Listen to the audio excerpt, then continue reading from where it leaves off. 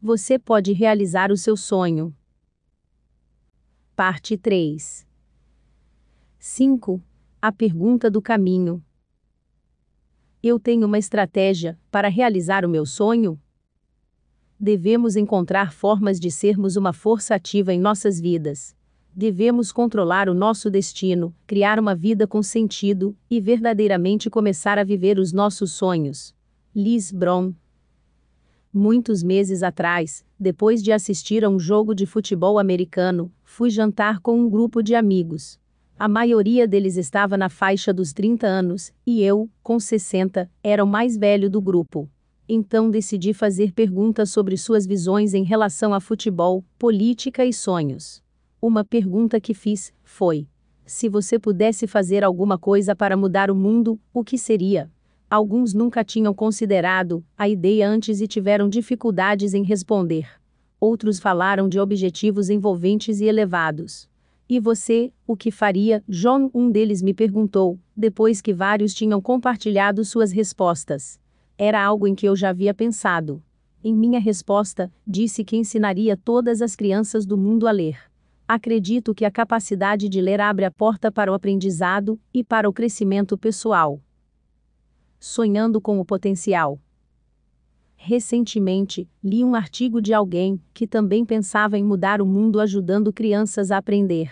E ele está fazendo bem mais do que apenas sonhar, está trabalhando muito para transformar isso em realidade. Seu nome é Nicholas Negroponte.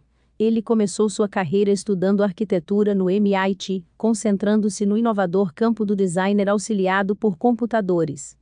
Depois de se graduar e obter seu diploma de mestre, começou a dar aulas no mesmo instituto em 1966. Desde então, envolveu-se em projetos inovadores usando computadores. Tenho de admitir que não entendo de tecnologia. Quando me sento para escrever, uso caneta e papel. No entanto, vi um artigo que me deixou intrigado. Falava de um laptop de $150 chamado Shu, que estava sendo criado para ajudar crianças em países em desenvolvimento a aprender. E era mais uma criação de Nicholas Negroponte. Em 1982, Negroponte aceitou um convite do governo francês para ser parte de um projeto experimental usando computadores em países em desenvolvimento. Com alguns computadores doados por Steve Jobs, Negroponte e outros trabalharam com crianças no Senegal. O projeto teve sucesso limitado, mas a experiência plantou a semente original para o que, depois, se tornaria o projeto Um Laptop por Criança, o LPC, uma iniciativa para criar computadores de baixo custo para crianças em nações em desenvolvimento no mundo, mesmo em lugares onde não há água potável, eletricidade ou telefonia. Negroponte sonhou em criar um aparelho que seria inovador e forte, mas simples. Teria poucas partes móveis, e seria capaz de resistir a ambientes hostis. Ele se conectaria automaticamente a outros computadores do mesmo tipo e usaria pouca energia. Poderia até mesmo funcionar usando energia solar, ou a manivela. E todos os softwares seriam código aberto, ou seja, não estariam protegidos por direitos autorais e poderiam ser usados, acessados e modificados por qualquer pessoa. O conceito ficou conhecido como laptop de $100. Com seus 40 anos de experiência em inovação, Negroponte tinha a capacidade e as conexões para facilitar a criação de tal aparelho. Mas a tecnologia não era o que o encantava. Eram as pessoas que seriam ajudadas. Como ele sempre falava, o ULPC é um projeto de aprendizagem, não é um projeto de laptop. A perspectiva de Negroponte está colocada na missão da ULPC. O recurso natural mais precioso de qualquer nação são as suas crianças. Acreditamos que o mundo em desenvolvimento deva potencializar esse recurso apostando nas capacidades inatas das crianças de aprender, compartilhar e criar. Nossa resposta a esse desafio é o Laptop Shu, uma máquina para crianças desenhada para aprender a aprender. Em 2006, Negroponte renunciou à sua posição como presidente do Media Lab do MIT, para poder devotar o resto de sua vida à realização do sonho de ver as crianças crescerem e realizarem todo o seu potencial. À procura de um caminho para o sucesso. Algumas pessoas foram rápidas em criticar o sonho de Negroponte. O presidente da Intel, Craig Barrett, comentou: O senhor Negroponte o batizou de laptop de $100. Acho que um título mais realista seria o aparelho de $100. O problema é que aparelhos geralmente não dão certo. Outros pensaram que Negroponte era ingenuamente ambicioso. Ele simplesmente seguiu em frente. Para realizar seu sonho, Negroponte precisava de uma estratégia para fazer 3 coisas. 1. Criar o computador. 2. Fabricá-lo de forma barata. E 3. Fazer com que chegasse às mãos das crianças do mundo vendendo, por preço de custo, às nações em desenvolvimento. O primeiro passo era o mais fácil. Apesar de as pessoas de sua equipe encararem vários problemas e atrasos, elas progrediram de modo razoavelmente rápido. O segundo problema foi superado quando encontraram um fabricante. Nesse ponto, Negroponte achava que todo o resto logo se resolveria. Mas ele subestimou muito a dificuldade da terceira tarefa.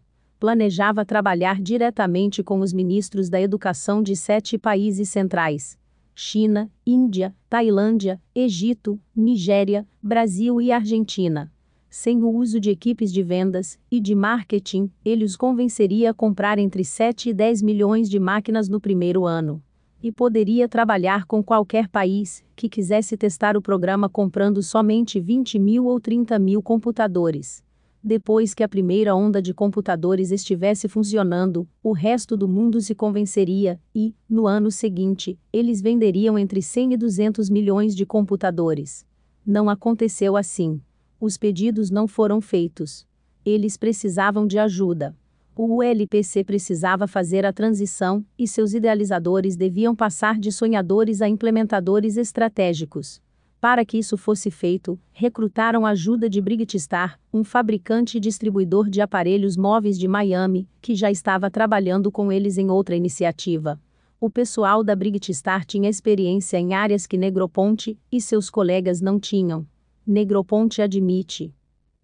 A maioria das pessoas nesses escritórios na sede da ULPC não tem experiência para fazer essa transição. Somos bons em novas ideias e em questionamentos, e por aí vai.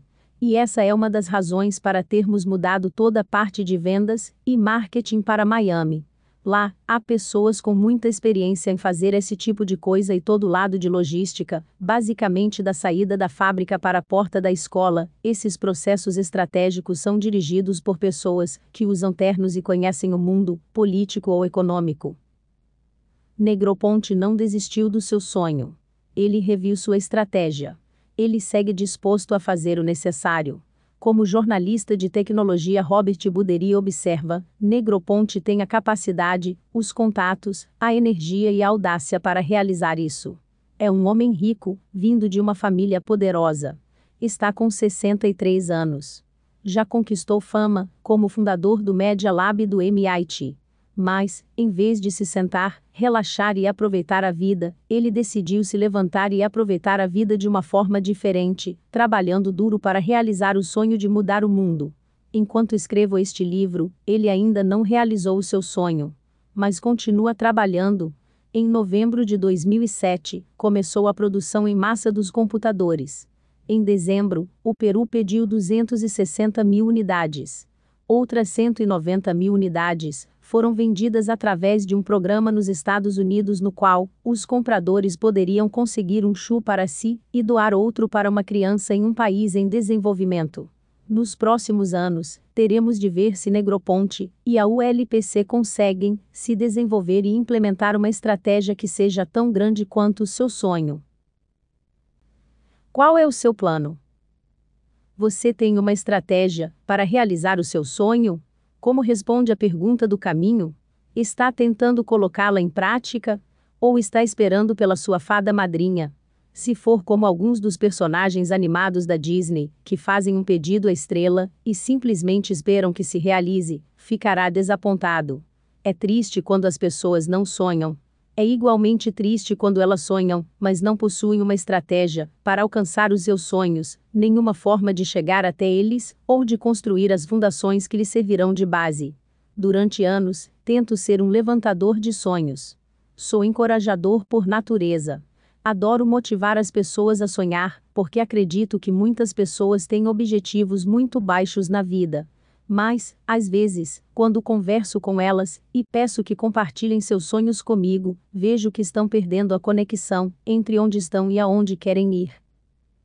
Não há mágica para conseguir realizar um sonho. Não dá para simplesmente esperar. É preciso trabalhar para conseguir. Esse é um ótimo sonho, respondo à imagem que pintam. Aí pergunto: como você irá realizá-lo? Alguns não têm nenhuma ideia.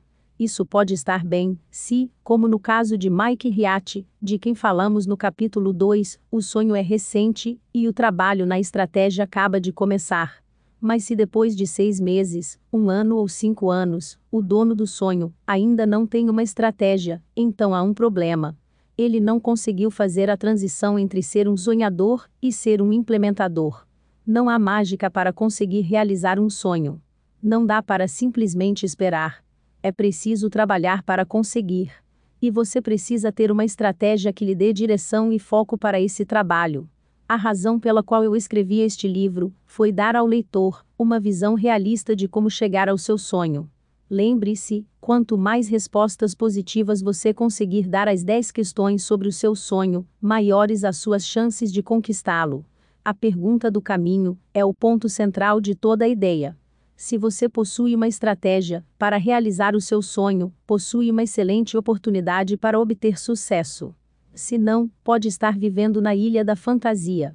Um amigo recentemente me mostrou os resultados de um estudo de 2005 publicado pela Think TQ, uma organização editorial e de treinamento. Ele ilustrava como era pouco frequente as pessoas desenvolverem estratégias para realizar os seus sonhos. Aqui está o que o estudo revelou sobre as pessoas testadas.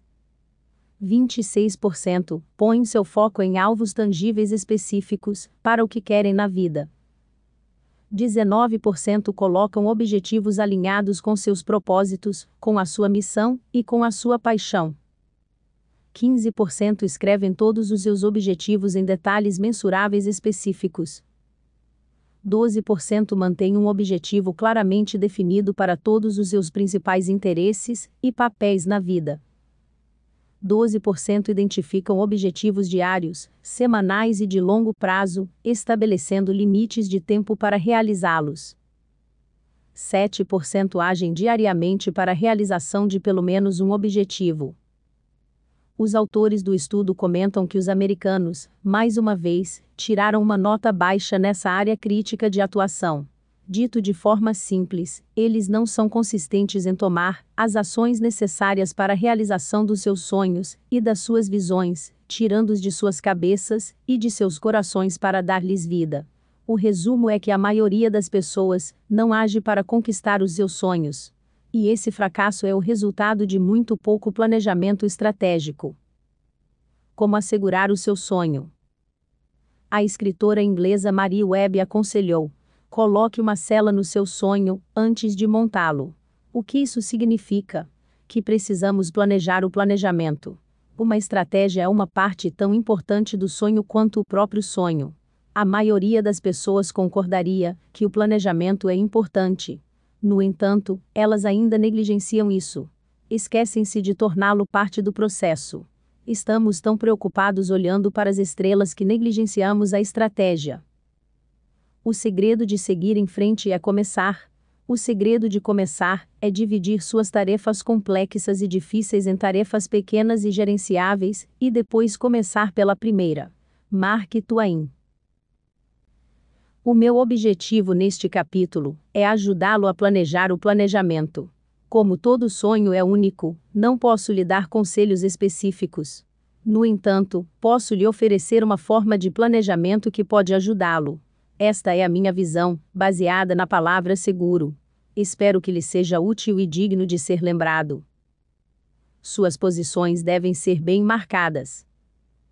O processo de alcançar o seu sonho é como chegar a um destino usando um GPS. Se ele souber onde está e você disser aonde quer ir, o aparelho pode criar um mapa. A diferença em relação a um GPS é que você terá de criar todas as curvas. O escritor americano Mark Twain insistia: o segredo de seguir em frente é começar. O segredo de começar é dividir suas tarefas complexas e difíceis em tarefas pequenas e gerenciáveis, e depois começar pela primeira. Quando quero criar um plano para realizar um sonho, começo marcando minhas posições no processo.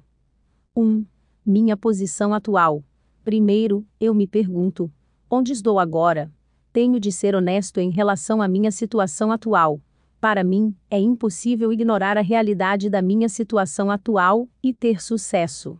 Se não estou certo da minha posição atual em relação ao meu sonho, então pergunto a pessoas que podem me ajudar a ter essa visão. O ex-CEO da General Electric, Jack Welch, observou: a estratégia é primeiro tentar entender onde você está no mundo de hoje, não onde você desejaria estar, ou onde você esperava estar, mas onde realmente está. Então é tentar compreender onde quer estar daqui a 5 anos. Finalmente, é avaliar as chances reais de ir de um ponto ao outro. Se você é como a maioria das pessoas, pode não ficar entusiasmado com o seu ponto de partida. Mas, ao considerar a sua posição atual, lembre-se das palavras de Richard Evans, autor de Caixa de Natal. Ele disse: todos que chegaram onde estão, tiveram de começar de onde estavam. A prova de que não é possível começar a conseguir o melhor de si, a menos que exista algum objetivo na vida, é muito forte. Henry J. Kaiser. 2. Minha posição futura. Em seguida, traduzo em palavras onde quero estar. Faço isso perguntando: que aparência terá o meu sonho, quando eu o tiver conquistado? Identificar a minha posição futura me dará direção e motivação para ir atrás do meu sonho. O industrial milionário Henry J. Kaiser, o fundador da Kaiser Aluminium bem como do sistema de saúde Kaiser Permanente, afirmou: a prova de que não é possível começar a conseguir o melhor de si, a menos que exista algum objetivo na vida, é muito forte.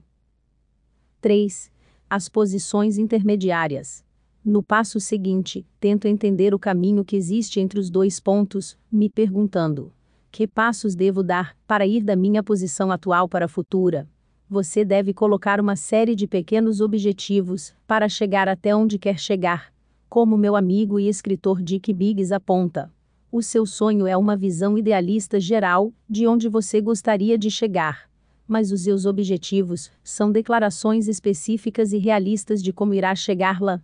Quando você começar a escrever os passos que espera dar para alcançar o seu sonho, não espere ser capaz de segui-los de forma rápida e fácil. Os planos são claros e simples.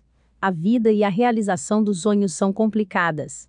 Criar o processo é um começo, e isso impele a seguir em frente, mas está longe de ser uma ciência exata.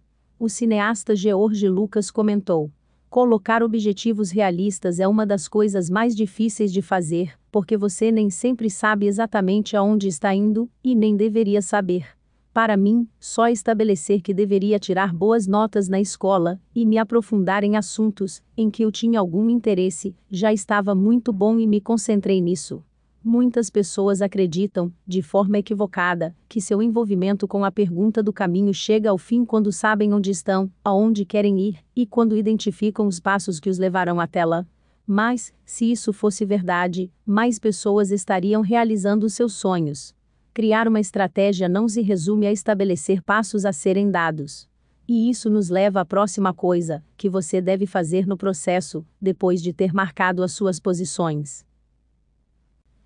Examine todas as suas ações. A verdadeira diferença entre um sonho e uma ilusão é o que você faz no dia a dia.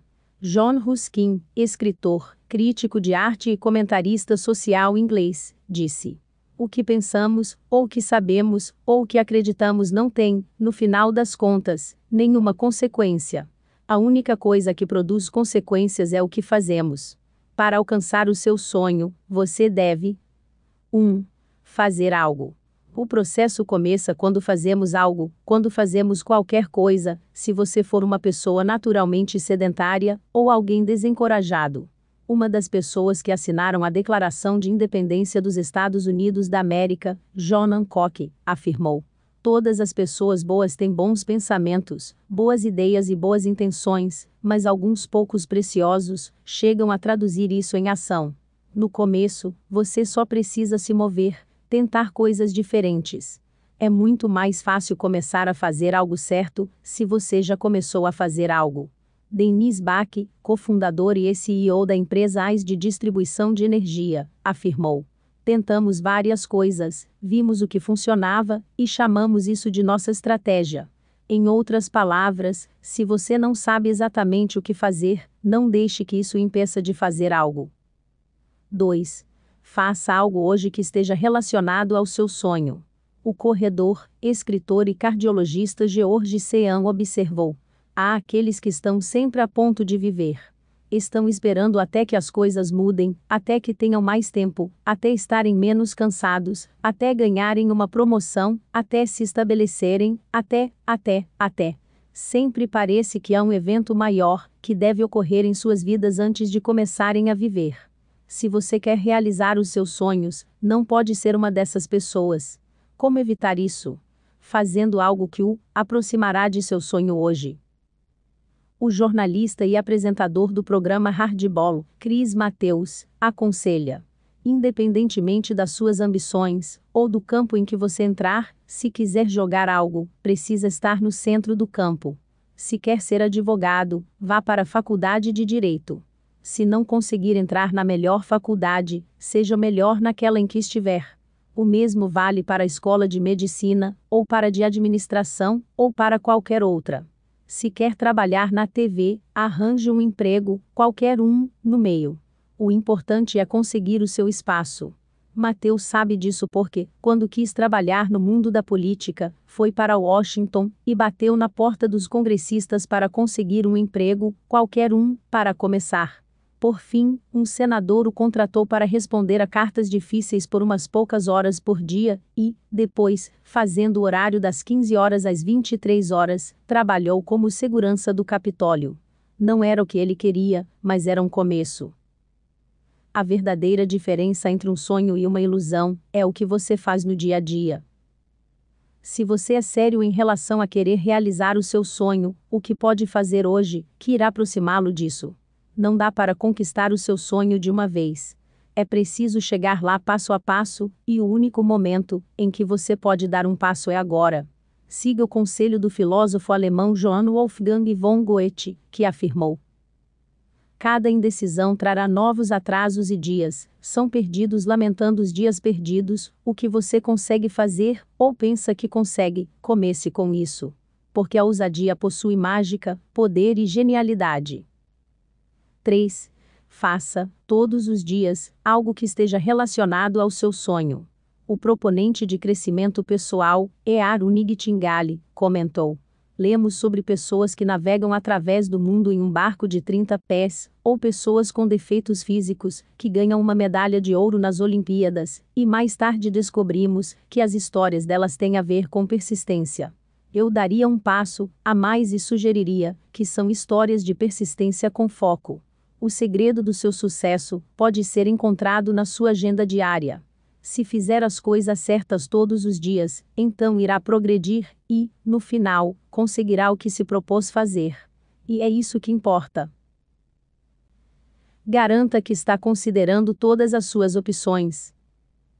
O general da Segunda Guerra Mundial, George S. Patton Jr., declarou: generais bem-sucedidos fazem planos, que se encaixam às circunstâncias, mas não tentam criar circunstâncias, que se encaixem em seus planos. Depois que você concebeu um plano, para realizar o seu sonho, os passos intermediários que acha, que o levarão até lá, há o perigo de que se torne inflexível e tente se apegar ao seu plano independentemente de qualquer coisa. Às vezes, é mais inteligente explorar outras opções. Quando você está tendo dificuldades em seguir em frente, não comece logo a revisar o seu sonho. Em vez disso, antes, revise o seu plano. Generais bem-sucedidos fazem planos, que se encaixam às circunstâncias, mas não tentam criar circunstâncias, que se encaixem em seus planos. George S. Patton Jr. Peter Drucker, que é frequentemente chamado de pai do gerenciamento moderno, entendeu a incerteza do planejamento estratégico. Não se trata de uma ciência exata. E qualquer um que inicie o processo de criar um caminho, para chegar ao seu sonho, deve entender a importância de permanecer flexível ao longo do processo. Drucker declarou: O planejamento estratégico é necessário precisamente porque não podemos prever. O planejamento estratégico não lida com decisões futuras. Ele lida com o futuro das atuais decisões. As decisões existem somente no presente. A pergunta que o estrategista encara não é o que sua organização deveria fazer amanhã. É: o que nós devemos fazer hoje para estarmos prontos para um amanhã incerto? A melhor forma de encarar a incerteza do amanhã é considerar nossas opções quando os eventos acontecem. Por mais linda que seja a estratégia, devemos, de vez em quando, olhar para os resultados. Winston Churchill.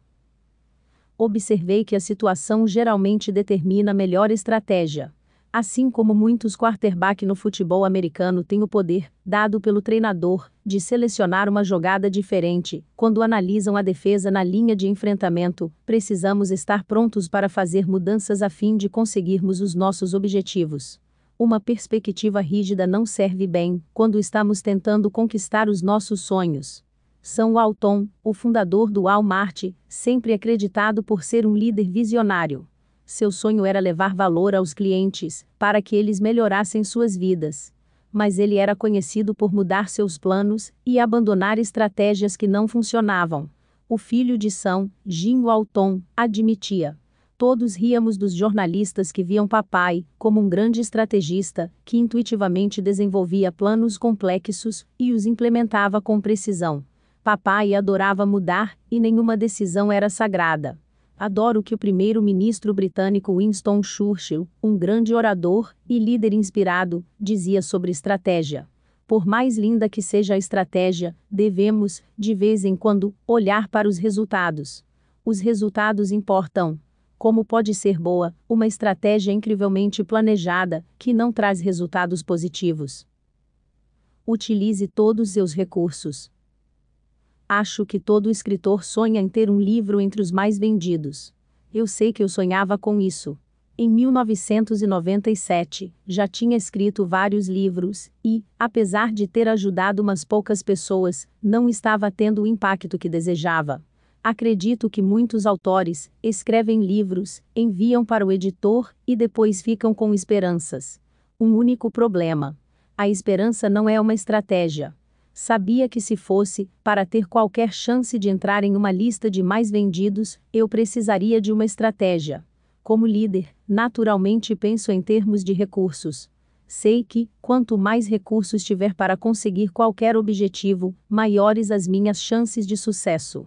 Então, fiz um balanço, e aqui está a minha avaliação do que eu tinha. Uma ideia realmente boa para um livro.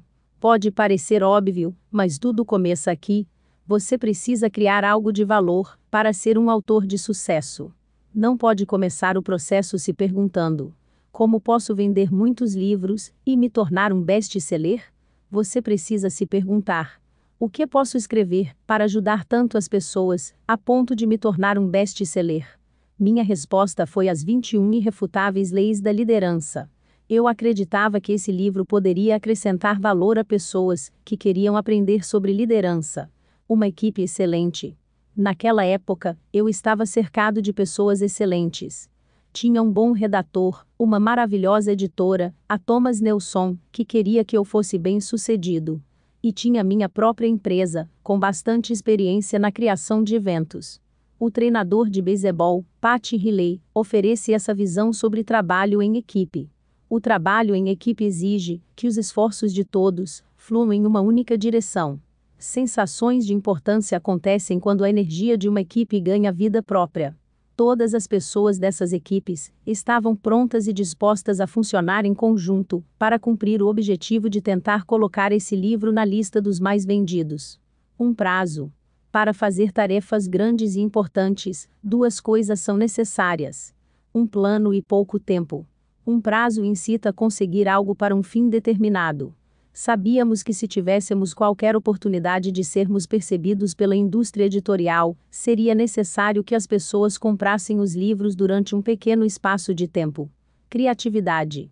Enquanto nossas duas equipes pensavam em como vender muitos livros em pouco tempo, grandes ideias surgiram. Finalmente decidimos fazer uma turnê por 15 cidades em 5 dias.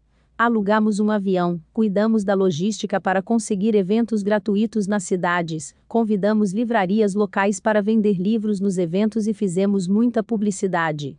E, quando tudo estava organizado, partimos para Tampa, Atlanta, Charlotte, Washington, Pittsburgh, Columbus, Indianápolis, Grand Rapids, Saint Louis, Dallas, Oklahoma City, Denver, San Jose, Los Angeles e San Diego. Oportunidade.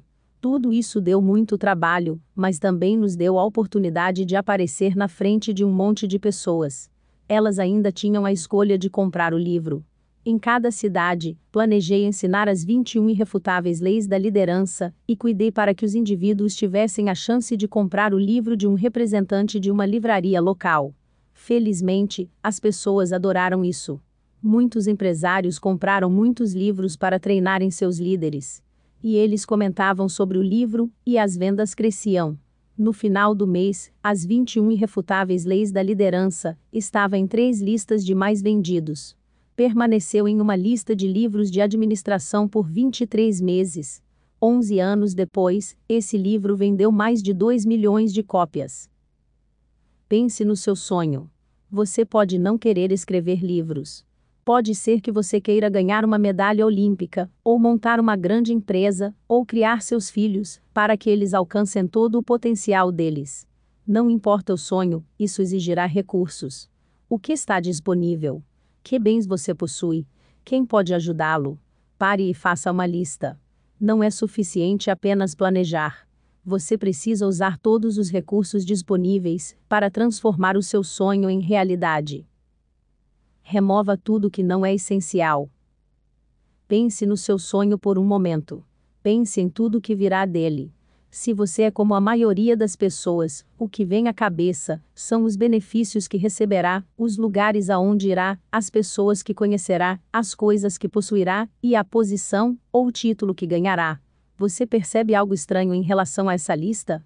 Ela contém somente o valor que será acrescentado a você.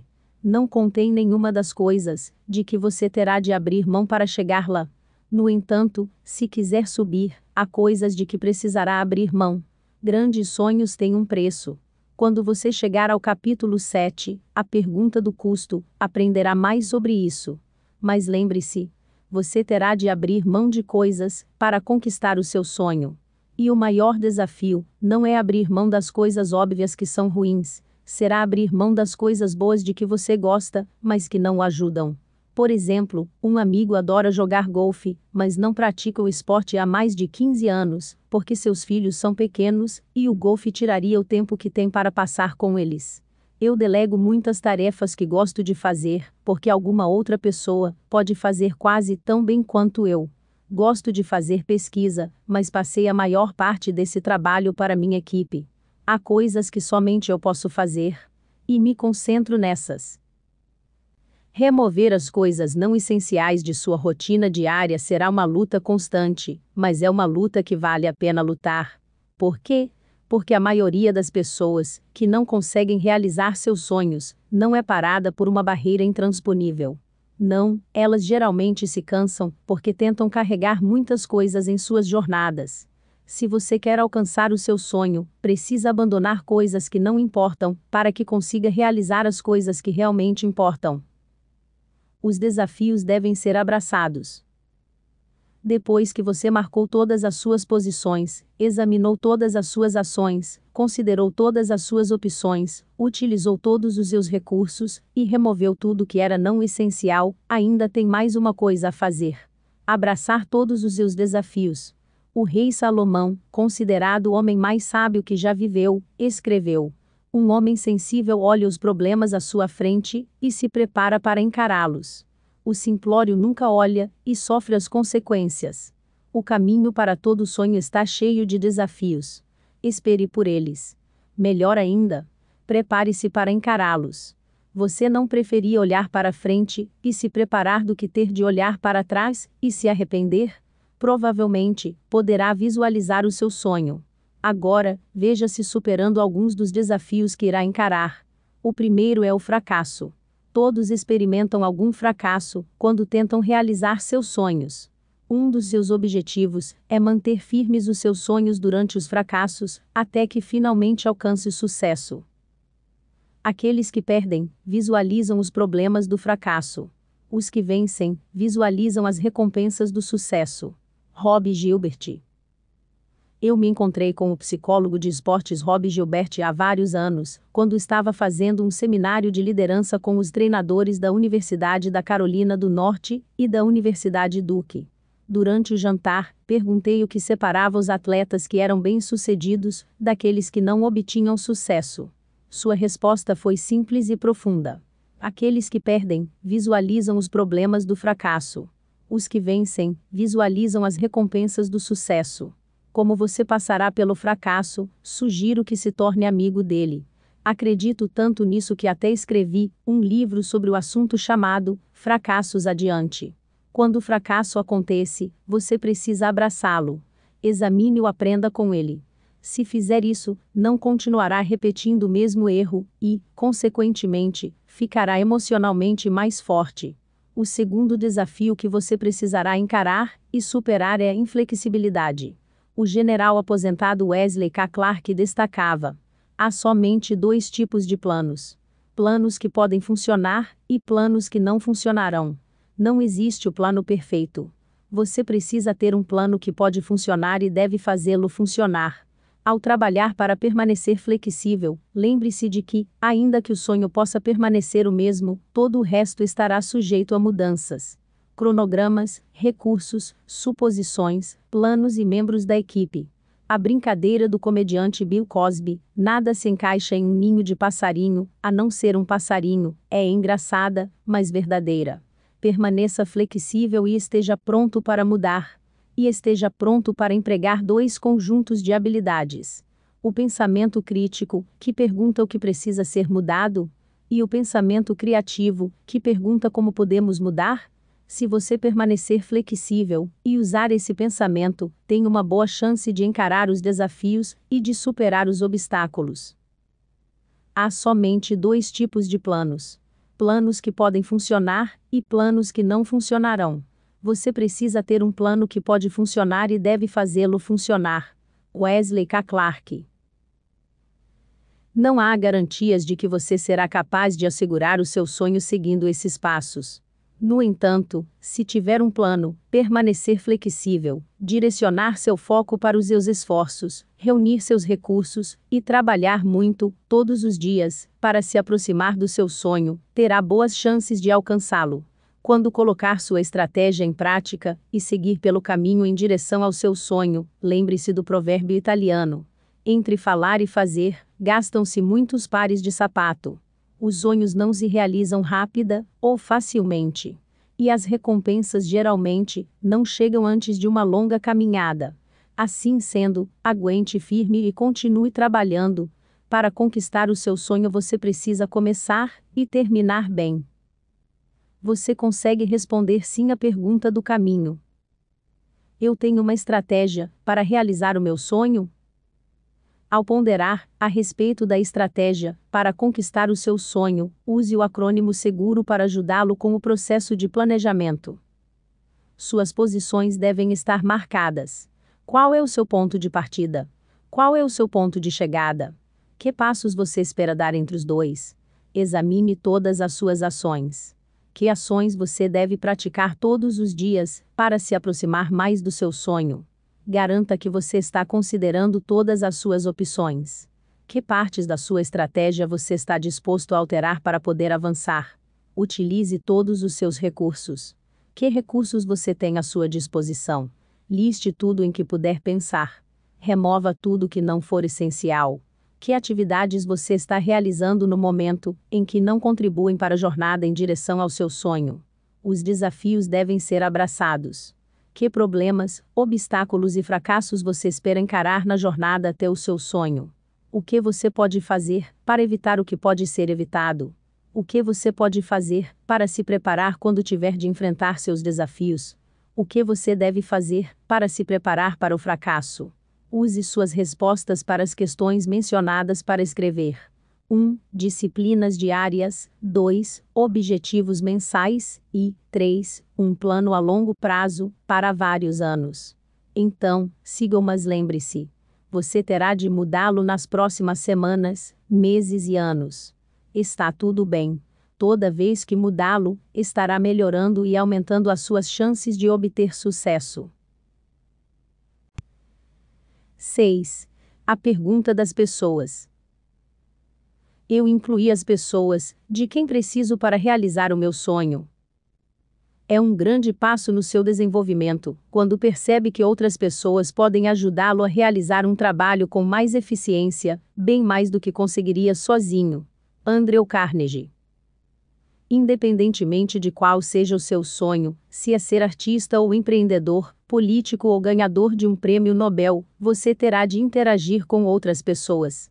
A menos que o seu sonho seja trabalhar no vácuo e ser completamente desconhecido, você terá de aprender a trabalhar com outras pessoas, sejam parceiros ou patrocinadores, patrões ou colegas, clientes ou eleitores, compradores ou críticos. Dependendo do que você deseje fazer, as pessoas podem ser um fator de grande ou pequeno impacto. Mas não importa, você terá de incluir pessoas, se quiser concretizar os seus sonhos. Não demorei muito para aprender essa verdade. Aceitei minha primeira posição de liderança em 1969, semanas após me formar na faculdade e casar com minha esposa, Margarete. Eu tinha grandes sonhos de construir uma igreja forte e influente.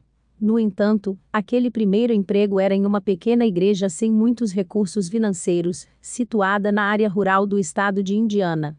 Quando Margarete e eu nos encontramos com os líderes da igreja, eles me ofereceram um salário de $80 por semana e disseram que eu poderia realizar outras atividades para complementá-lo. Não, disse Margarete para os líderes, mesmo sendo um salário de meio período, John irá dedicar toda a sua energia à igreja. Ele será um grande líder. Margarete tinha 3 empregos para manter as finanças. Ela dava aulas no jardim de infância, tinha um emprego de meio período em uma joalheria e limpava casas. Sou muito grato à minha esposa por muitas coisas, e ela foi vital para a jornada em direção ao meu sonho.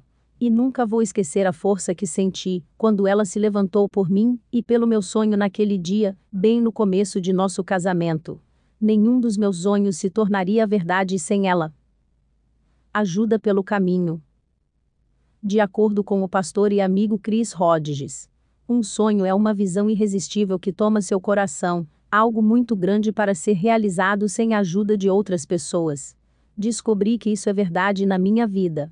Não poderia ter realizado nenhum dos meus sonhos sem a ajuda dos outros. A lista de pessoas que fizeram diferença na minha vida é longa. Literalmente centenas e centenas de pessoas me ajudaram a viver os meus sonhos. Alguns me inspiraram, outros estiveram ao meu lado. Muitos adotaram os meus sonhos, como se fossem próprios. Todos foram importantes e acrescentaram valor à minha vida de formas que não posso expressar adequadamente. Cada pessoa é muito especial para mim, e sou grato por toda a ajuda que recebi.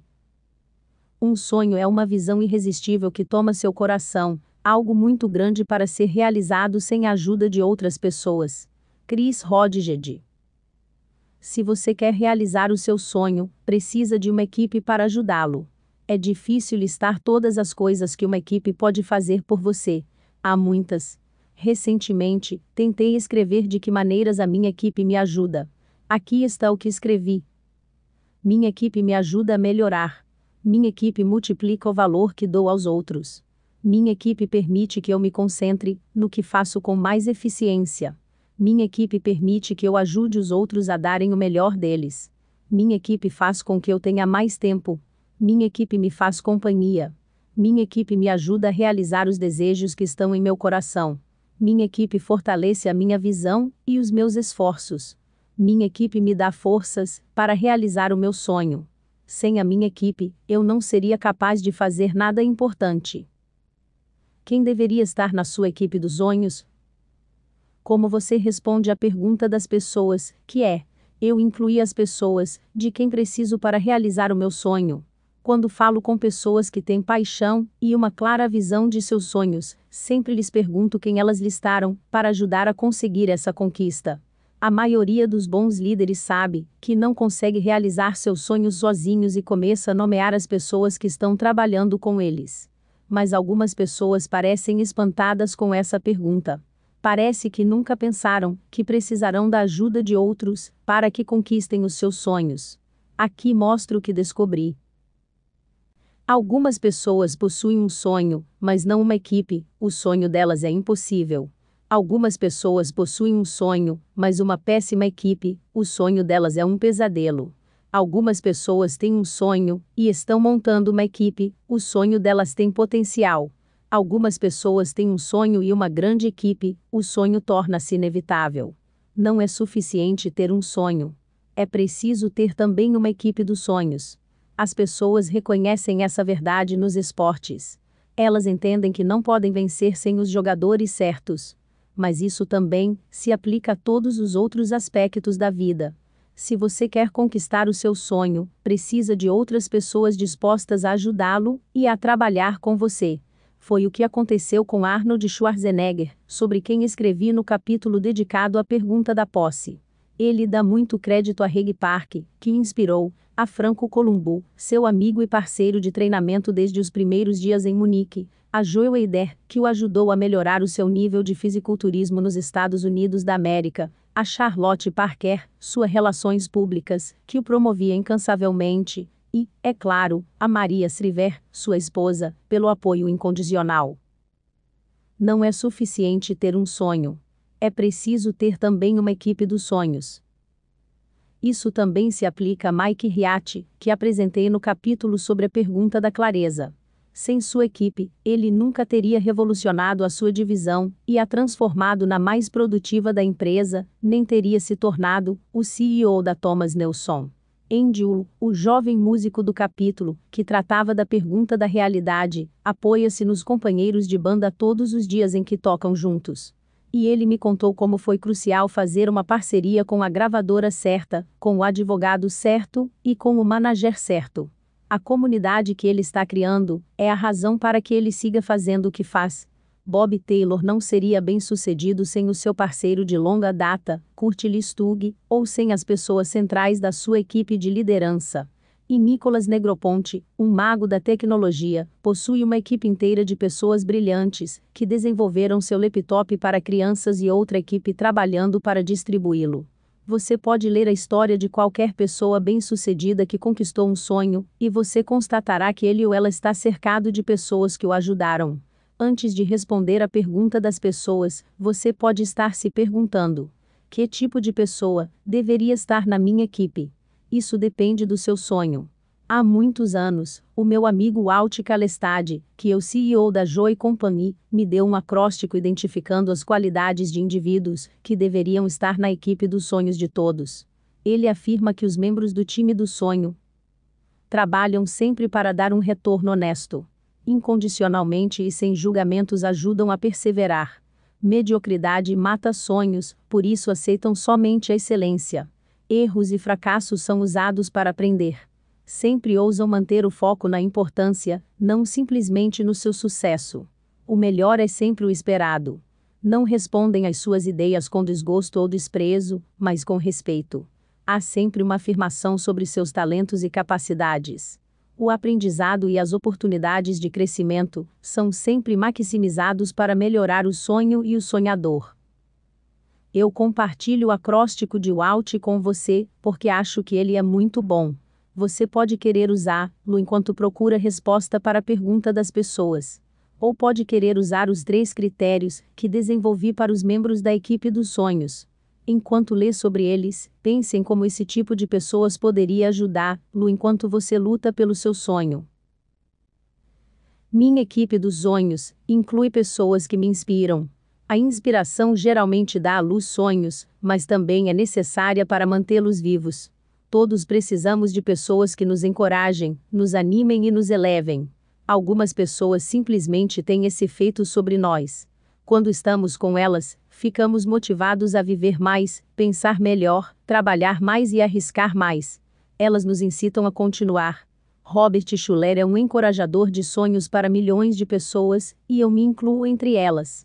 Quando meu livro, fracassos adiante, foi lançado, dei o primeiro exemplar para ele. Durante o jantar, agradeci pelo encorajamento que havia me dado através de seus livros e de suas doces palavras. Ele sempre me inspira a superar decepções e fracassos. Uma das coisas importantes em relação à realização de sonhos é que frequentemente nos perdemos e acabamos entrando em desvios indesejados. Nesses momentos, precisamos de pessoas que nos acompanhem. Muitas pessoas estão próximas do meu coração, porque acreditaram em mim, quando eu não acreditava em mim. Elas me ouviram sem condenar e me amaram incondicionalmente, mesmo quando eu não merecia esse amor. Sem elas, eu não possuiria a esperança de que precisava para continuar lutando pelo meu sonho. Minha equipe dos sonhos inclui pessoas que são honestas comigo. Outras pessoas que preciso ter na minha equipe dos sonhos são indivíduos que estão dispostos a falar a verdade. Isso, em princípio, pode parecer contraditório a meu desejo de incluir pessoas que me inspirem, mas não é o caso. Não procuro pessoas que queiram me nocautear. Pelo contrário, procuro pessoas que estejam dispostas e que sejam capazes de dar um feedback construtivo. Isso é bastante importante na área dos sonhos, porque, como o orador grego Demóstenes afirmou, nada é mais fácil do que enganar alguém, porque facilmente acreditamos naquilo que desejamos. Muitas pessoas jamais pedem um feedback honesto aos outros. Acho que elas temem a realidade e se preocupam com a possibilidade de que alguém, ao dizer a verdade, as desencoraje a tal ponto que elas acabem por desistir dos seus sonhos. Mas um sonho sem um feedback honesto é geralmente um pouco mais do que uma fantasia. E um sonho que não consegue sobreviver a críticas honestas é um sonho que provavelmente nunca será alcançado. No começo da minha carreira, reconheço a minha culpa por não ter pedido opiniões honestas de outras pessoas. Como muitas pessoas na faixa dos 20 anos, eu achava que sabia tudo. Mas o resultado foi que não realizei muitos dos meus primeiros sonhos. No entanto, quando comecei a me tornar um líder melhor, e minha vontade de alcançar os meus sonhos se intensificou, minha autoconfiança aumentou. Eu fazia perguntas a outras pessoas. E os resultados eram excelentes. Comecei a crescer e melhorar. Quando você não percebe os defeitos, não os conserta. Por exemplo, nas minhas primeiras tentativas de falar em público, não me saí muito bem. Preparei-me bem e tentei muito, mas meus discursos não eram muito eficientes. Depois de um período de frustração, tive humildade e pedi ajuda a excelentes comunicadores. Eles me contaram coisas que eu, geralmente, não queria ouvir. Mas eu precisava ouvir e aprender com aquilo.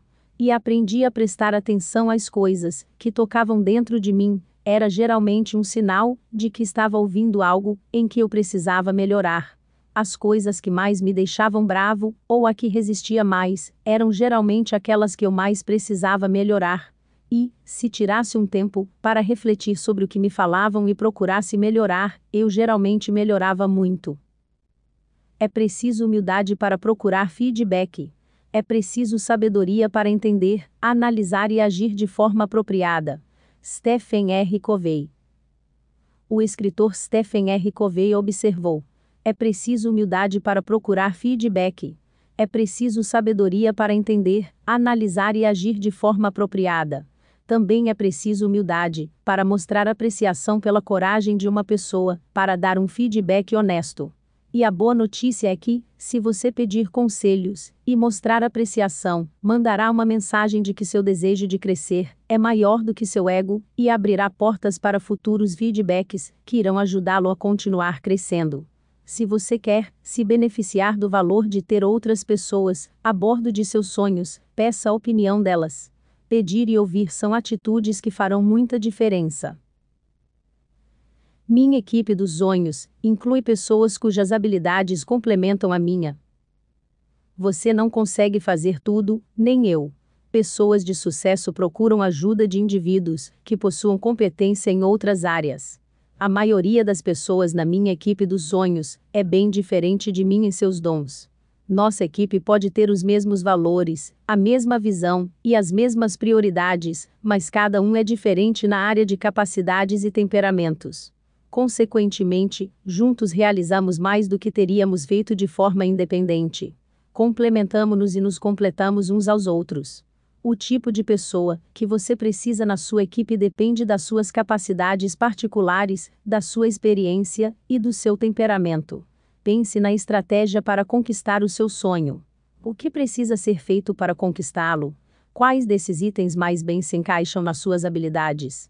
Que etapas exigirão a ajuda de outras pessoas com habilidades distintas? Onde você precisará de pessoas com experiência? Que tipos de tarefas exigirão um temperamento diferente do seu? Não existe realmente o que chamamos de pessoa self-made que se construiu sozinha. As pessoas que são bem-sucedidas tiveram ajuda de outras durante o caminho, mesmo que não queiram reconhecer isso. Conhecer essa verdade pode liberá-lo para admitir que você precisa de ajuda e começar a procurar por ela. E esse é um passo crucial no processo de obter sucesso. O passo seguinte é, na verdade, trazer essas pessoas a bordo de forma a que estejam dispostas a fazer a viagem com você. Recrutar a equipe, transferir a visão. Eu conheci muitas pessoas com grandes sonhos, mas que nunca os conquistaram, porque foram incapazes de fazer com que outros vissem e comprassem a visão delas. Elas acreditavam que, se o sonho valesse a pena, as pessoas simplesmente se aliariam. Recrutar uma equipe não funciona assim. As pessoas que caem nessa armadilha podem ser visionárias, podem trabalhar muito e podem ter nobres intenções, mas não serão bem-sucedidas se não aprenderem a transferir a visão dos seus sonhos para outras. Elas estão condenadas a passar pela maldição, que é bem conhecida na Romênia, e que diz: você pode ter uma ideia brilhante, que sabe que é correta, e, mesmo assim, ser incapaz de convencer os outros.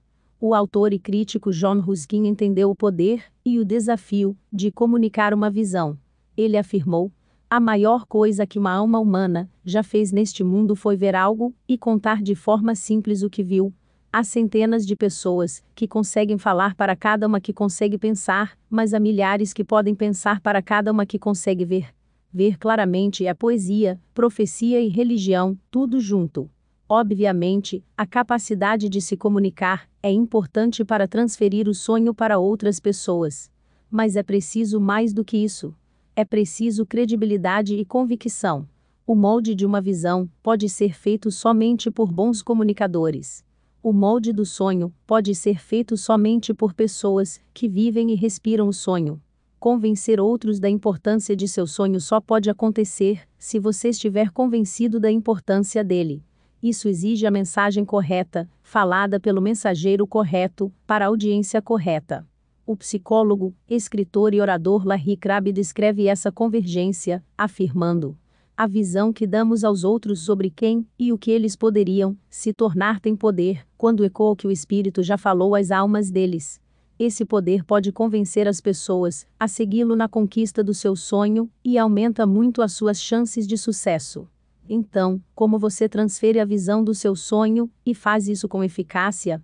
Há um antigo ditado chinês que diz: a vontade é como uma carruagem sendo puxada por 2 cavalos. A mente e as emoções.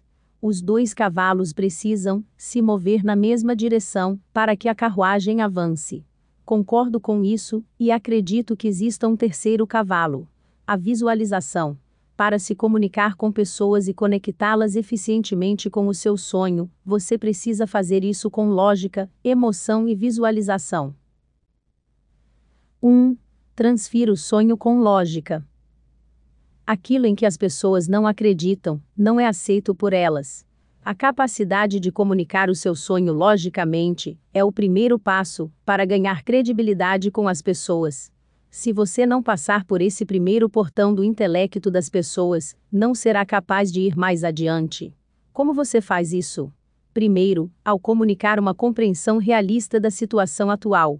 Toda vez em que você comunicar sua visão para as pessoas, a primeira coisa que os céticos perguntarão será: mas e daí? Se não perguntam em voz alta, falam para eles mesmos. E vão continuar perguntando até você responder a todas as preocupações que eles têm. Para se comunicar com pessoas e conectá-las eficientemente com seu sonho, você precisa fazer isso com lógica, emoção e visualização. Você precisa demonstrar que entende a situação pelo menos tão bem quanto eles. Isso exige ser extremamente rigoroso quando compartilhar o seu sonho, e não ficar somente nos benefícios positivos, a ponto de excluir fatos. Lembre-se, quando Mike Riatti comunicou seu sonho de transformar sua divisão na Thomas Nelson, ele colocou todas as suas cartas na mesa, ele deixou que todos soubessem que ele sabia como tudo estava mal. A segunda coisa a fazer ao transferir a visão de forma lógica é fornecer uma estratégia sólida. Boas estratégias sempre dividem o sonho em partes gerenciáveis. Se um sonho parece muito grande e inalcançável, as pessoas ficam desencorajadas e perdem o interesse rapidamente. Quando grandes sonhos são divididos em partes menores e pedaços diferentes, são dados a indivíduos capazes, as tarefas parecem se tornar mais fáceis de realizar e cada pessoa envolvida tem um incrível sentido de posse e envolvimento pessoal. Comunicar toda essa informação eficientemente, sem cansar os demais com detalhes, é uma verdadeira arte. Você precisa dar informações suficientes para satisfazer as pessoas, mas não a ponto de fazer com que percam o interesse. É preciso habilidade, e isso exige prática. Mas, para transferir a visão, você precisa aprender a fazer isso. 2. Transfira o sonho emocionalmente. Quando você consegue apresentar o seu sonho logicamente, as pessoas geralmente param de resistir. Mas isso não significa que vão abraçá-lo. Para conectá-las com o seu sonho, você precisa se conectar com elas emocionalmente. O que as pessoas não sentem, elas não aceitam. Aqui mostro como você pode conectar as pessoas ao seu sonho em um nível emocional. Mostre-lhes o sonho a partir das perspectivas deles. Dizem que o grande filósofo poeta Ralph Waldo Emerson e seu filho lutaram muito para colocar um bezerro no estábulo. Suados e sem mais forças, estavam a ponto de desistir, quando uma jovem empregada irlandesa apareceu. Ela caminhou até o bezerro, enfiou o dedo na boca do animal, e este, associando a sensação de estar com a sua mãe, pacificamente seguiu a garota até o estábulo. As pessoas não são diferentes daquele bezerro. Você pode empurrá-las, amarrá-las, e, mesmo assim, elas nunca farão o que você quer. Mas faça com que eles sintam que irão se beneficiar, e provavelmente o seguirão. As pessoas fazem as coisas por suas próprias razões, não pelas minhas, nem pelas suas. E as razões delas estão, quase sempre, ligadas às suas emoções. Adoro a história de Michael Faraday, inventor do primeiro motor elétrico, apresentando seu novo aparelho ao primeiro-ministro britânico, William Gladstone. Desejoso de ganhar o apoio do governante, Faraday mostrou um modelo bem rudimentar, um enrolado ao redor de um imã. Gladstone mostrou pouco interesse. Para que serve isso? O estadista perguntou a Faraday. Um dia o senhor poderá cobrar imposto sobre ele, respondeu o cientista. Faraday poderia ter explicado a física de sua invenção. Poderia ter explicado suas aplicações práticas. Mas, em vez disso, apelou para o interesse do político. Não sei se essa história é verdadeira, mas ela ensina bem como a verdade funciona. Se quiser ganhar pessoas para seus sonhos, precisa falar a linguagem dos interesses delas, não a dos seus. Mostre o seu coração. Só porque as pessoas querem saber o que ganham quando compartilham os seus sonhos, isso não significa que não tenham interesse no que isso significa para você. As pessoas aceitam o sonhador antes de aceitarem o sonho. Para transferir o sonho emocionalmente, você precisa permitir que as pessoas vejam o seu coração e o seu desejo. Compartilhar o seu coração conta sua história. Compartilhar a sua esperança conta a história do seu sonho e como ele irá impactar no futuro. As pessoas aceitam o sonhador antes de aceitarem o sonho. Você pode ser capaz de comunicar a ideia do seu sonho em questão de minutos. Mas vai precisar de um pouco mais de tempo para convencer as pessoas de onde está seu coração. Isso vai exigir paciência de sua parte. E esperar até que as pessoas cheguem ao nível do coração não é um sinal de fraqueza, é um sinal de sabedoria. A força não está em forçar a passagem, mas em se adaptar ao passo mais lento dos outros enquanto você seguir liderando. Se corrermos muito à frente, perdemos nosso poder de influência. Especialistas em marketing e vendas dizem que as pessoas geralmente precisam ouvir uma ideia 7 vezes antes de aceitá-la e considerá-la própria. E o tempo necessário para essa tomada de posse varia, dependendo da pessoa. Sendo bem geral, 10% das pessoas são pioneiras, 70% são colonizadores e 20% são antagonistas. Seu objetivo deve ser ganhar os pioneiros e esperar pelos colonizadores. Se você comunicar bem o seu coração, se viver com integridade e esperar o momento certo, o seu sonho ganhará credibilidade e passará de uma boa ideia a uma grande ideia aos olhos deles. E, quando estiver pronto para seguir em frente, faça isso com os 80%, deixando os antagonistas para trás. Mostre-lhes os benefícios. O autor e comentarista social Stuart Sterkel observou: acho que a maioria de nós está procurando um chamado, não um emprego. A maioria de nós, como trabalhador na linha de montagem, tem empregos que são muito pequenos para nosso espírito. Empregos não são grandes, o suficiente para as pessoas. Os sonhos, no entanto, são grandes o suficiente. Um grande sonho beneficia a todos. O seu trabalho é ajudar as pessoas a verem os benefícios trazidos pelo seu sonho. Você precisa ajudá-los a se conectarem com as oportunidades para conseguir crescimento pessoal, encontrar realização e aumentar a autoestima. Você precisa fornecer todos os motivos que tiver para que o seu sonho seja seguido. E se não conseguir oferecer muitas razões legítimas para que eles se envolvam, então não há por que tentar recrutá-los para a sua equipe. Deveríamos mostrar a vida não como é, nem como deveria ser, mas somente como a vemos em nossos sonhos. Leon Tolstói. 3. Transfira o sonho visualmente.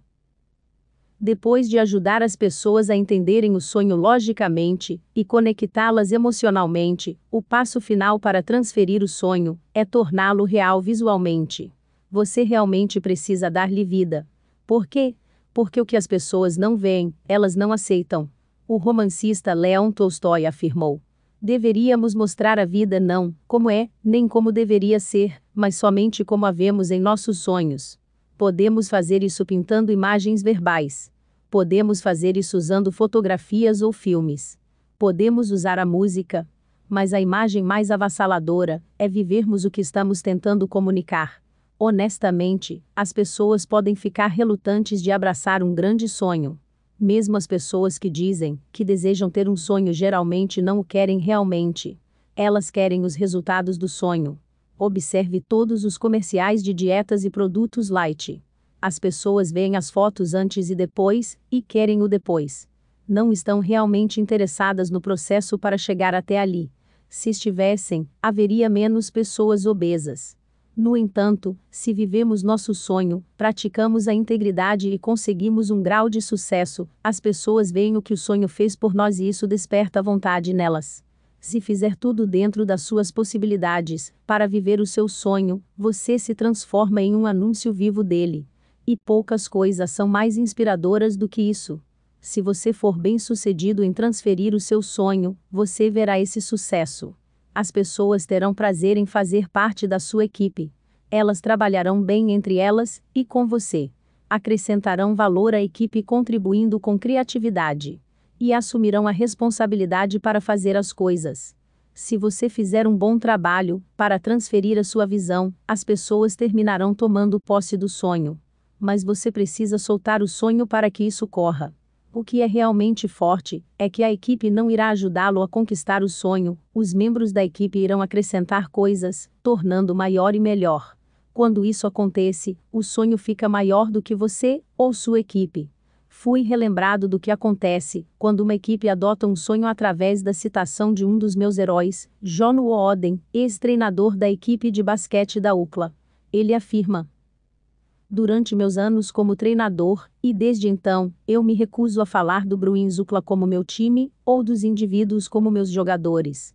Segui a mesma política com as equipes do Indiana State Theatre College e do South Bend Central High School. Quando me perguntavam: como você ganhou aquele jogo, treinador? Eu corrigia o repórter e dizia: não ganhei o jogo. Os jogadores o ganharam. Nosso time superou o oponente. Pode parecer uma questão menor, mas é importante para mim, porque reflete a minha ideia de que os membros são os donos de uma equipe. O Bruins UCLA não era o meu time. Era o nosso time. Eu era o treinador-chefe, parte de um time cujos membros eram todos donos.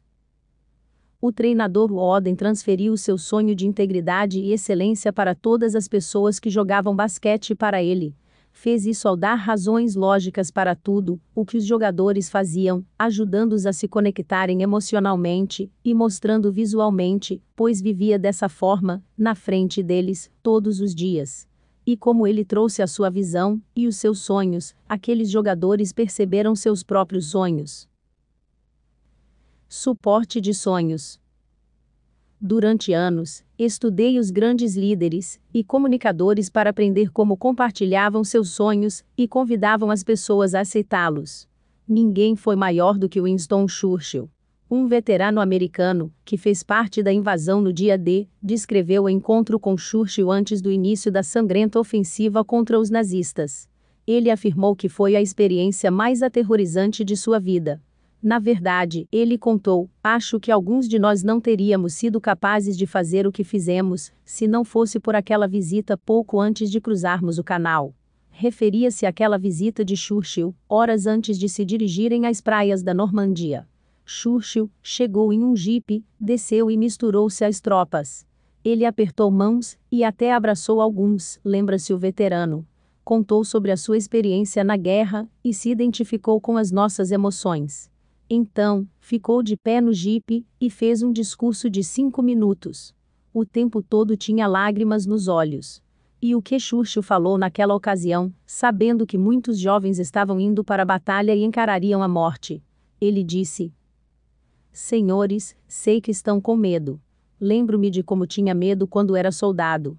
Tive o privilégio de defender meu país por vários anos através dos dias negros, quando não sabíamos se poderíamos cumprir o que deveríamos fazer. Mas esse é o momento de vocês. Estamos contando com vocês, para estarem à altura da ocasião, e conseguirem tudo o que devem realizar. O destino do mundo livre está sobre seus ombros. Esse pode ser o momento mais importante de suas vidas.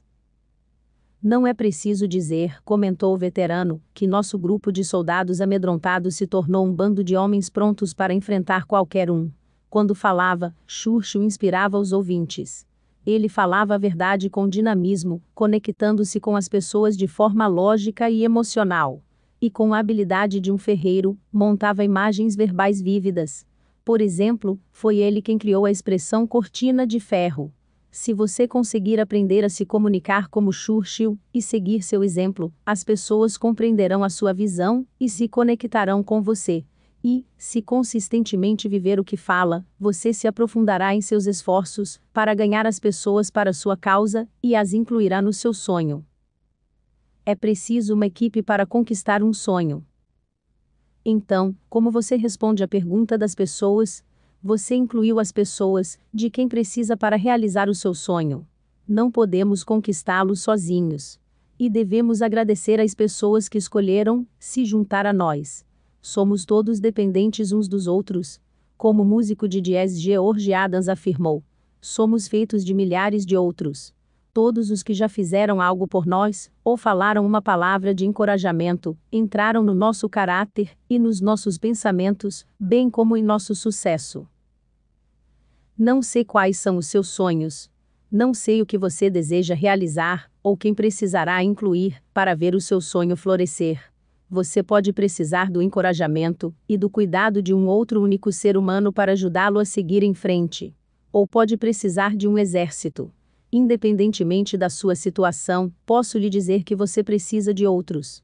Quanto maior o sonho, maior a necessidade. Mas aqui está a boa notícia. O tamanho do seu sonho determina o tamanho das pessoas que serão atraídas por ele. Se você tem um grande sonho, tem ainda um maior potencial para que boas pessoas o ajudem. O que você precisa fazer é se conectar com elas, convidá-las, transferir a visão e liberá-las. O tamanho do seu sonho determina o tamanho das pessoas que serão atraídas por ele. Você consegue responder sim à pergunta das pessoas. Eu incluí as pessoas, de quem preciso para realizar o meu sonho. O processo de recrutar uma equipe, para ajudar a realizar o seu sonho nunca acaba. Mesmo aqueles que já trabalharam muito precisam continuar. Por quê? porque um sonho é um alvo móvel. As condições estarão sempre mudando, assim como seus objetivos intermediários. Quando você cresce, suas necessidades pessoais também mudam. E a realidade é que as pessoas vêm e vão, as pessoas que começam a jornada raramente a terminarão com você.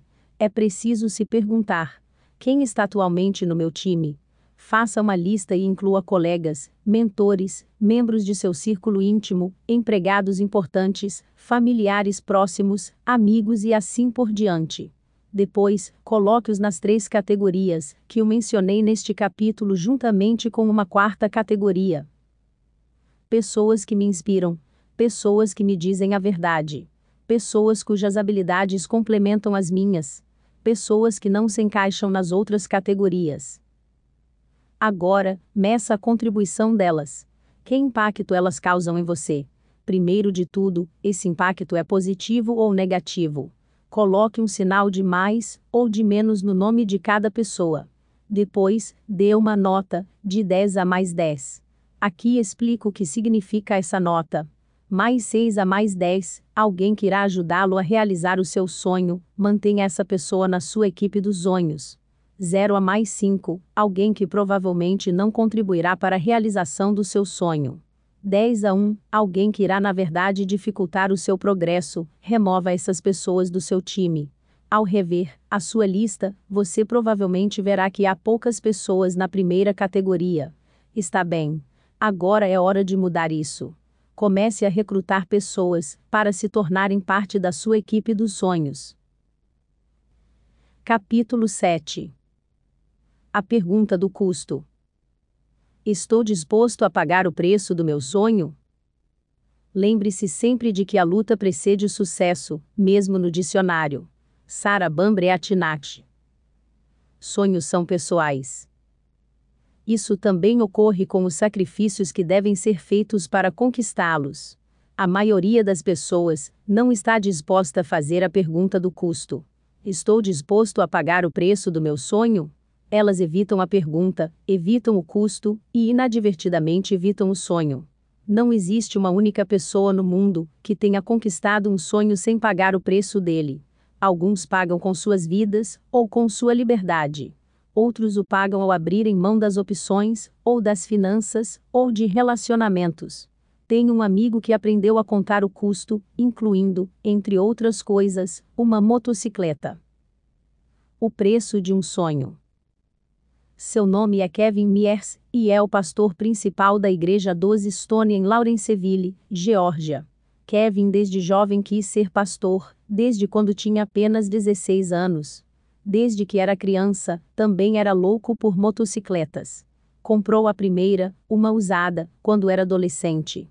Teve outras quando estava com 20 anos, e, apesar de adorar pilotá-las, nunca conseguiu ter uma do tipo que sonhava. Uma cruiser. Kevin dedicou a sua vida ao ministério, mas era uma pessoa bastante empreendedora. Desde a sua adolescência, tinha o sonho de começar uma igreja do zero e transformá-la em uma organização que teria impacto na comunidade e serviria a milhares de pessoas. Em 1987, quando tinha 26 anos, fez isso, mudando de Michigan para Geórgia a fim de começar a tal igreja, uma que existiria para o bem das pessoas, que ele descrevia como espiritualmente mal resolvidas. Ele fez vários sacrifícios. Deixou para trás amigos e família, abriu mão de um emprego em uma boa igreja, e entrou em um período de incerteza financeira. Estava disposto a pagar o preço do seu sonho. Mas o custo terminou sendo muito maior do que esperava. Ele tinha esperado um rápido sucesso, com esperanças de começar com 250 pessoas. Isso teria sido uma igreja de bom tamanho, que seria capaz de se sustentar financeiramente. Em vez disso, a igreja mal se sustentava. Ela começou com pouco mais de 100 de pessoas, e permaneceu com esse tamanho por 6 anos. Não demorou para a igreja começar a usar todo o dinheiro que tinha. Drenou todo o dinheiro que Kevin e sua esposa, Marcia, tinham anteriormente separado para comprar uma casa. Em seguida, as poupanças pessoais deles foram esvaziadas. Os dois perderam a cobertura médica e, logo depois disso, um dos filhos do casal ficou doente. As contas médicas se acumulavam e eles ficaram endividados. Kevin começou a fazer trabalhos eventuais em construção, para tentar fechar as contas. Parecia que o seu sonho tinha morrido. Aquilo era mais do que Kevin poderia aguentar. Ele voltou ao patrão, que tinha em Michigan, e pediu o seu antigo emprego de novo. Mas seu ex-patrão encorajou a aguentar um pouco mais, continuar trabalhando para realizar o seu sonho. O processo quase o levou à bancarrota. Virando a página. Então, no 7º ano, as coisas começaram a mudar. Sua pequena igreja finalmente começou a crescer. Desde o início, a igreja estava em locais alugados. Kevin viu o crescimento modesto como uma oportunidade para arriscar. Eles comprariam terras e construiriam o primeiro prédio. Não foi fácil, mas as pessoas acreditavam no que estavam fazendo e se sacrificaram. Assim que o edifício estava pronto, a igreja cresceu ainda mais. Na mesma época, Kevin teve a oportunidade de realizar seu outro sonho. Quando sua mãe morreu, deixou-lhe alguns dólares, que ele usou para comprar a sua primeira moto de verdade. Era algo que desejara por 20 anos. Aquilo representava a sua liberdade. Kevin diz que andar de moto para ele é sua droga legal. Quando as pressões da liderança se intensificavam, ele dava uma volta. Kevin também fazia viagens mais longas para o Blue Ridge Parkway nos verões. Descobriu que essas escapadas eram muito estimulantes. Sua motocicleta tinha o bônus de lembrá-lo de sua mãe sempre que a ligava, uma lembrança de sua vida e de seu amor por ele. Depois que a igreja se mudou para o novo prédio, o espaço não demorou muito para ficar apertado de novo. Kevin começou a procurar um novo terreno, onde pudesse construir um edifício ainda maior. Construir o primeiro tinha sido um grande risco. Agora seria muito pior. A fase de crescimento seguinte exigiria 4 milhões de dólares. Kevin sabia que levantar o dinheiro seria uma luta.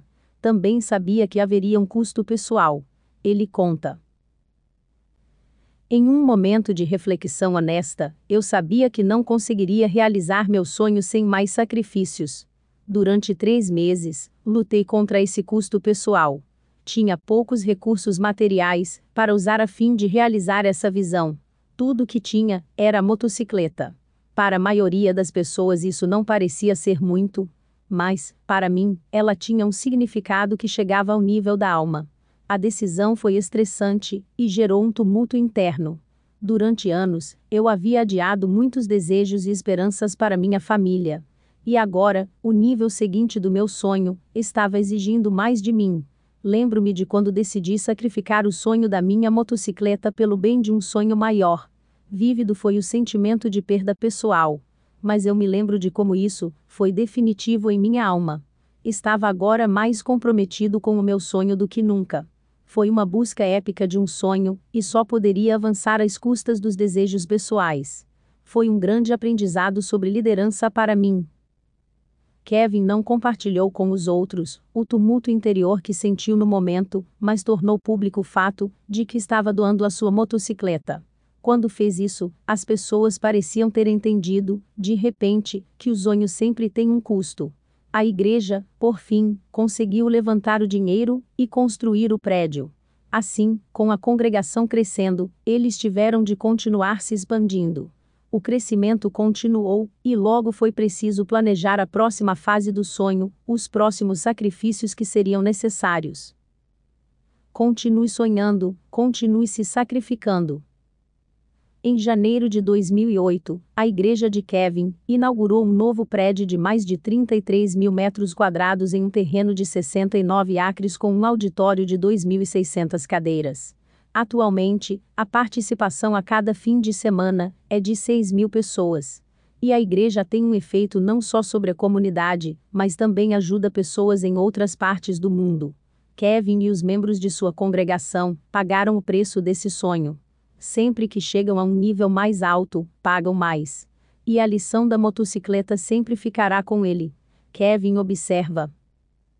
Foi a época em que descobri a diferença entre sonhos e meros desejos. Quando era adolescente e jovem, achava que essas duas coisas eram uma só. Mas, quando você se aprofunda em um sonho, precisa fazer pagamentos maiores. As trocas ficam mais difíceis. E você percebe que abrir mão de alguns dos seus desejos é o preço a pagar para realizar os seus sonhos, um preço que você deve pagar para ter a chance de conquistá-los. Algumas pessoas dizem que possuem tanto sonhos quanto desejos, mas eu duvido. Tudo o que possuem, na verdade, são desejos que servem a si mesmos. O mais provável, se já sonharam algo, é que acabaram trocando seu brilho por algo pequeno e autofocado.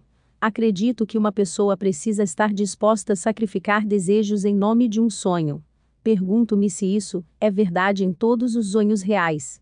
Se for, então é muito mais perigoso e aventureiro sonhar do que a maioria das pessoas ousa acreditar. Mas é uma grande busca, e que leva a poucos arrependimentos. Há ainda muitos desafios para Kevin, porque ele ainda sonha. E, por causa disso, há custos que terá de pagar. Mas ele aprendeu a lição, graças à motocicleta de que estava disposto a abrir mão para o bem do seu sonho. O que você irá pagar? E você? Aprendeu algo sobre sacrifício? Como responde à pergunta do custo? Estou disposto a pagar o preço do meu sonho? Como disse, toda jornada em direção a um sonho é pessoal e, por conseguinte, também o é o preço que devemos pagar por ele. Porque sou incapaz de me sentar com você e perguntar pessoalmente sobre os seus sonhos, não posso aconselhá-lo sobre o custo que deverá pagar por eles. Mas posso dizer algumas coisas que são verdadeiras para todos os que perseguem um sonho. Aqui estão elas. Toda jornada em direção a um sonho é pessoal e, por conseguinte, também o é o preço que devemos pagar por ele. 1. O sonho é gratuito, mas a jornada não é. Recentemente, tive uma conversa com meu amigo Colin Sewell sobre sonhos. Ele lembrou-se de que, no começo, todos os sonhos são livres de obstáculos. E de fato eles são, não é mesmo? Quando você pensa pela primeira vez em um sonho, tudo é muito divertido, não é? Você vê todas as possibilidades. Imagina todo o potencial. É excitante. Naquele momento, raramente pensamos no custo. Mas, em algum momento, você precisa fazer uma transição de alguém que crê no sonho para aquele que o compra. Nenhum sonho se torna realidade sem que alguém pague por ele. Mas, em algum momento, você precisa fazer uma transição de alguém que crê no sonho para aquele que o compra. Nenhum sonho se torna realidade sem que alguém pague por ele. Se você quer conquistar um sonho, precisa estar disposto a fazer mais do que apenas imaginar o resultado. Precisa estar disposto a pagar o preço. Há muitos que acreditam em sonhos. São raros os que pagam o preço desses sonhos. 2. O preço deve ser pago antes do que você imagina. Acho que a maioria das pessoas percebe que haverá algum custo para conseguir o sonho. Elas possuem uma vaga noção de que algum dia terão de pagar um preço, mas não percebem que ele terá de ser pago antes do que imaginam. Se você já começou a tentar conquistar o seu sonho, então sabe do que estou falando. Assim que começou a jornada, aposto que o preço começou a se tornar uma questão. Por que isso? Porque sonhos confessados criam conflito. Quando se começa a conquistar um sonho, estabelece-se uma crise. No momento em que você declara qual é o seu sonho e tenta conquistá-lo, os problemas começam a surgir. Encarar a realidade é como ser atingido por um balde de água fria. Não esperando isso, muitas pessoas ficam desencorajadas. Alguns deixam seus sonhos na geladeira, outros os abandonam por completo. Geralmente ouço pessoas de meia idade expressarem remorso porque desistiram de seus sonhos na juventude. Uma carreira que não perseguiram, uma oportunidade que não aproveitaram, uma relação que se permitiu atrofiar e morrer. Décadas depois, elas voltam a pensar nisso. Para alguns, é tarde demais. Eles não conseguem conquistar esse sonho, independentemente do preço.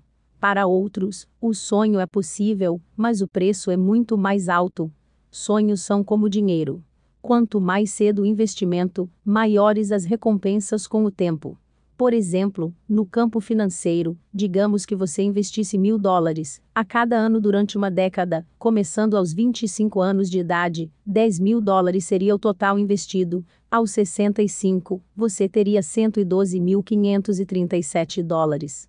No entanto, se você investisse $1.000 por ano, começando aos 35, e continuasse investindo todos os anos durante 30 anos, $30.000 seria o total investido então, aos 65, você só teria $101.073. Da mesma forma, se você começar a pagar por seu sonho bem cedo na vida, aumentam as chances de que você consiga um bom retorno no seu investimento. E você poderia evitar o problema apontado pelo comediante e comentarista político Alameda Franken que, depois de citar o velho ditado, nenhum homem no leito de morte jamais disse: "Gostaria de ter passado mais tempo no escritório", comentou. Como ele sabe disso? Aposto que alguém, no leito de morte, disse: "Gostaria de ter passado mais tempo no escritório quando tinha 20, 30 anos, eu teria tido uma vida melhor", Gloop, morto. Há muitos que acreditam em sonhos. São raros os que pagam o preço desses sonhos. O que você irá pagar? E você?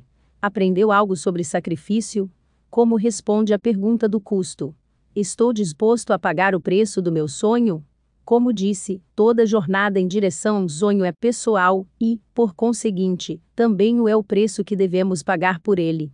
Porque sou incapaz de me sentar com você e perguntar pessoalmente sobre os seus sonhos, não posso aconselhá-lo sobre o custo que deverá pagar por eles. Mas posso dizer algumas coisas que são verdadeiras para todos os que perseguem um sonho. Aqui estão elas. Toda jornada em direção a um sonho é pessoal e, por conseguinte, também o é o preço que devemos pagar por ele. 1. O sonho é gratuito, mas a jornada não o é. Recentemente, tive uma conversa com meu amigo Colin Sewell sobre sonhos. Ele lembrou-se de que, no começo, todos os sonhos são livres de obstáculos. E de fato eles são, não é mesmo? Quando você pensa pela primeira vez em um sonho, tudo é muito divertido, não é? Você vê todas as possibilidades. Imagina todo o potencial. É excitante. Naquele momento, raramente pensamos no custo. Mas, em algum momento, você precisa fazer uma transição de alguém que crê no sonho para aquele que o compra. Nenhum sonho se torna realidade sem que alguém pague por ele. Mas, em algum momento, você precisa fazer uma transição de alguém que crê no sonho para aquele que o compra. Nenhum sonho se torna realidade sem que alguém pague por ele. Se você quer conquistar um sonho, precisa estar disposto a fazer mais do que apenas imaginar o resultado. Precisa estar disposto a pagar o preço. Há muitos que acreditam em sonhos. São raros os que pagam o preço desses sonhos. 2. O preço deve ser pago antes do que você imagina. Acho que a maioria das pessoas percebe que haverá algum custo para conseguir o sonho. Elas possuem uma vaga noção de que algum dia terão de pagar um preço, mas não percebem que ele terá de ser pago antes do que imaginam. Se você já começou a tentar conquistar o seu sonho, então sabe do que estou falando. Assim que começou a jornada, aposto que o preço começou a se tornar uma questão. Por que isso?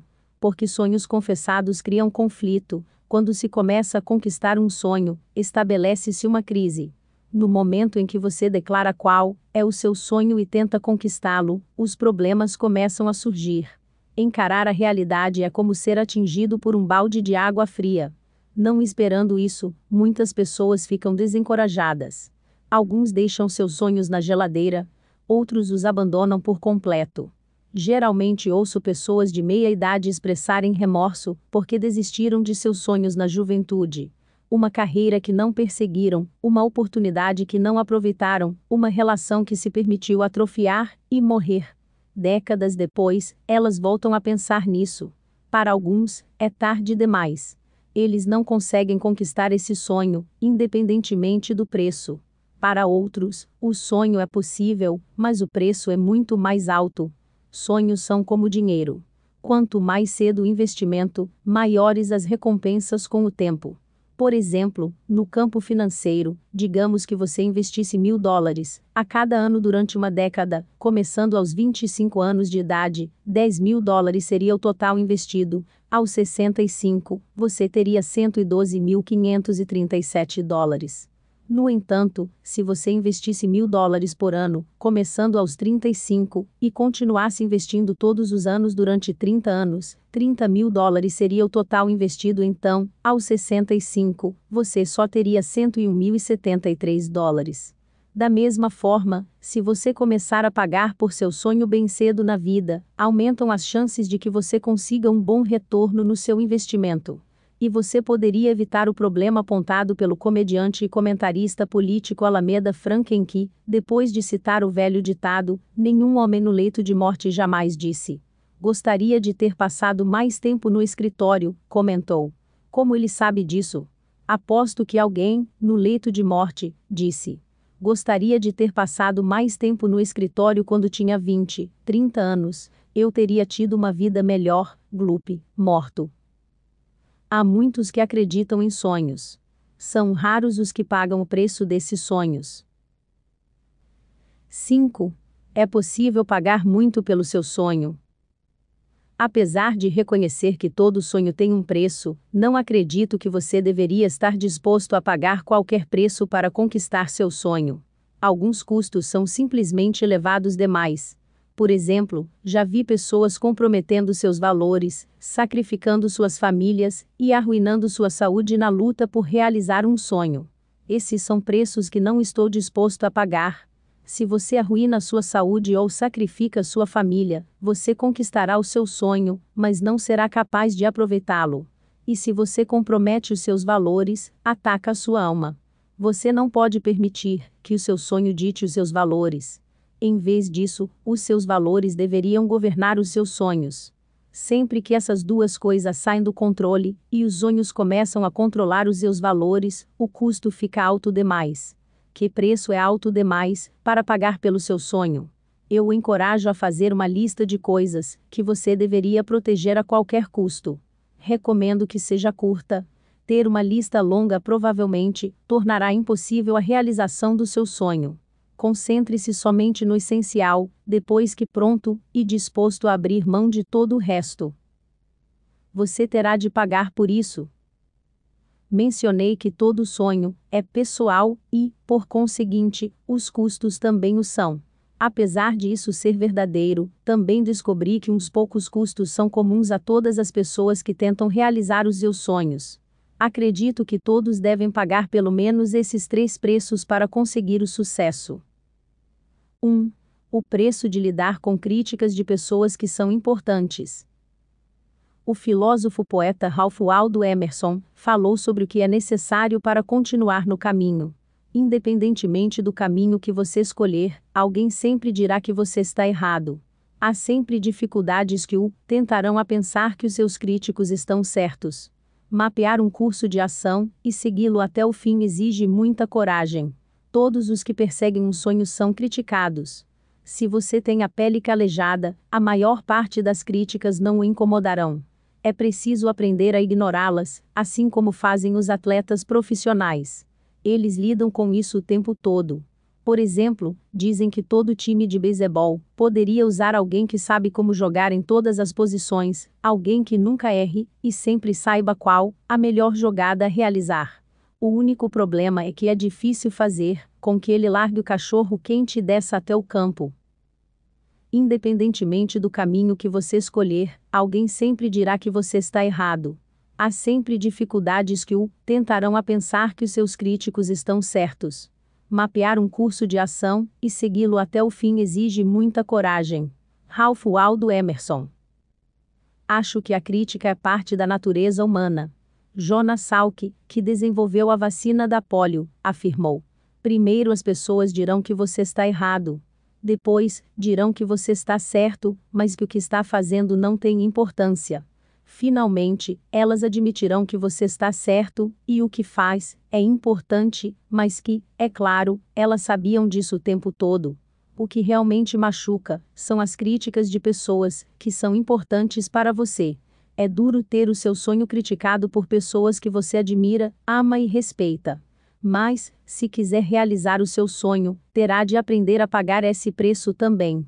Stacia Lison, a primeira mulher americana a chegar ao topo do Everest, lembrava: Às vezes, é preciso decidir em sua vida quando é correto não ouvir o que os outros estão falando. Se eu tivesse ouvido outras pessoas, não teria escalado o Everest. Então, quando você deve ouvir e quando deve ignorar o que os outros dizem? Quais são os críticos que contam e quais são os que não? Aqui está meu conselho. Ouça os críticos quando você é amado incondicionalmente pela pessoa que o critica. A crítica não está contaminada por sua agenda pessoal. A pessoa não é naturalmente crítica a tudo. A pessoa continuará lhe dando apoio depois do conselho. Ele ou ela tem conhecimento e sucesso na área. Encarar críticas é simplesmente um dos preços a pagar para conquistar o seu sonho. Não há como fugir. O autor Max Lucado escreve sobre isso no livro Ele Ainda Remove Pedras. Cita Marcos 5,36, não fazendo caso do que eles disseram, Jesus disse ao dirigente da sinagoga: não tenha medo, tão somente creia. E Lucado continua afirmando. Adoro esta fala. Ela descreve o princípio crítico, para se ver o que não se pode ver. Ignore o que as pessoas dizem. Bloqueie tudo. Desligue. Tape os ouvidos. E, se for necessário, afaste-se. Ignore aqueles que dizem que é muito tarde para recomeçar. Despreze aqueles que dizem que você nunca será bom em nada. Faça ouvidos surdos àqueles que dizem que você não é inteligente, rápido, alto ou grande o suficiente. Ignore-os. A fé às vezes começa quando você enche os seus ouvidos com algodão. Jesus vira-se imediatamente para Jairo e pede: não tenha medo, apenas acredite. Jesus incita Jairo a ver o que não se pode ver. Quando Jesus fala: apenas acredite, ele está implorando. Não limite suas possibilidades ao visível. Não ouça somente o audível. Não seja controlado pela lógica. Acredite que há mais na vida do que veem os seus olhos. As pessoas que perseguem seus sonhos, mesmo quando outros expressam dúvidas e críticas, sempre acreditam que há mais do que os olhos veem. É uma das coisas que os faz seguir em frente. 2. O preço de superar os seus medos.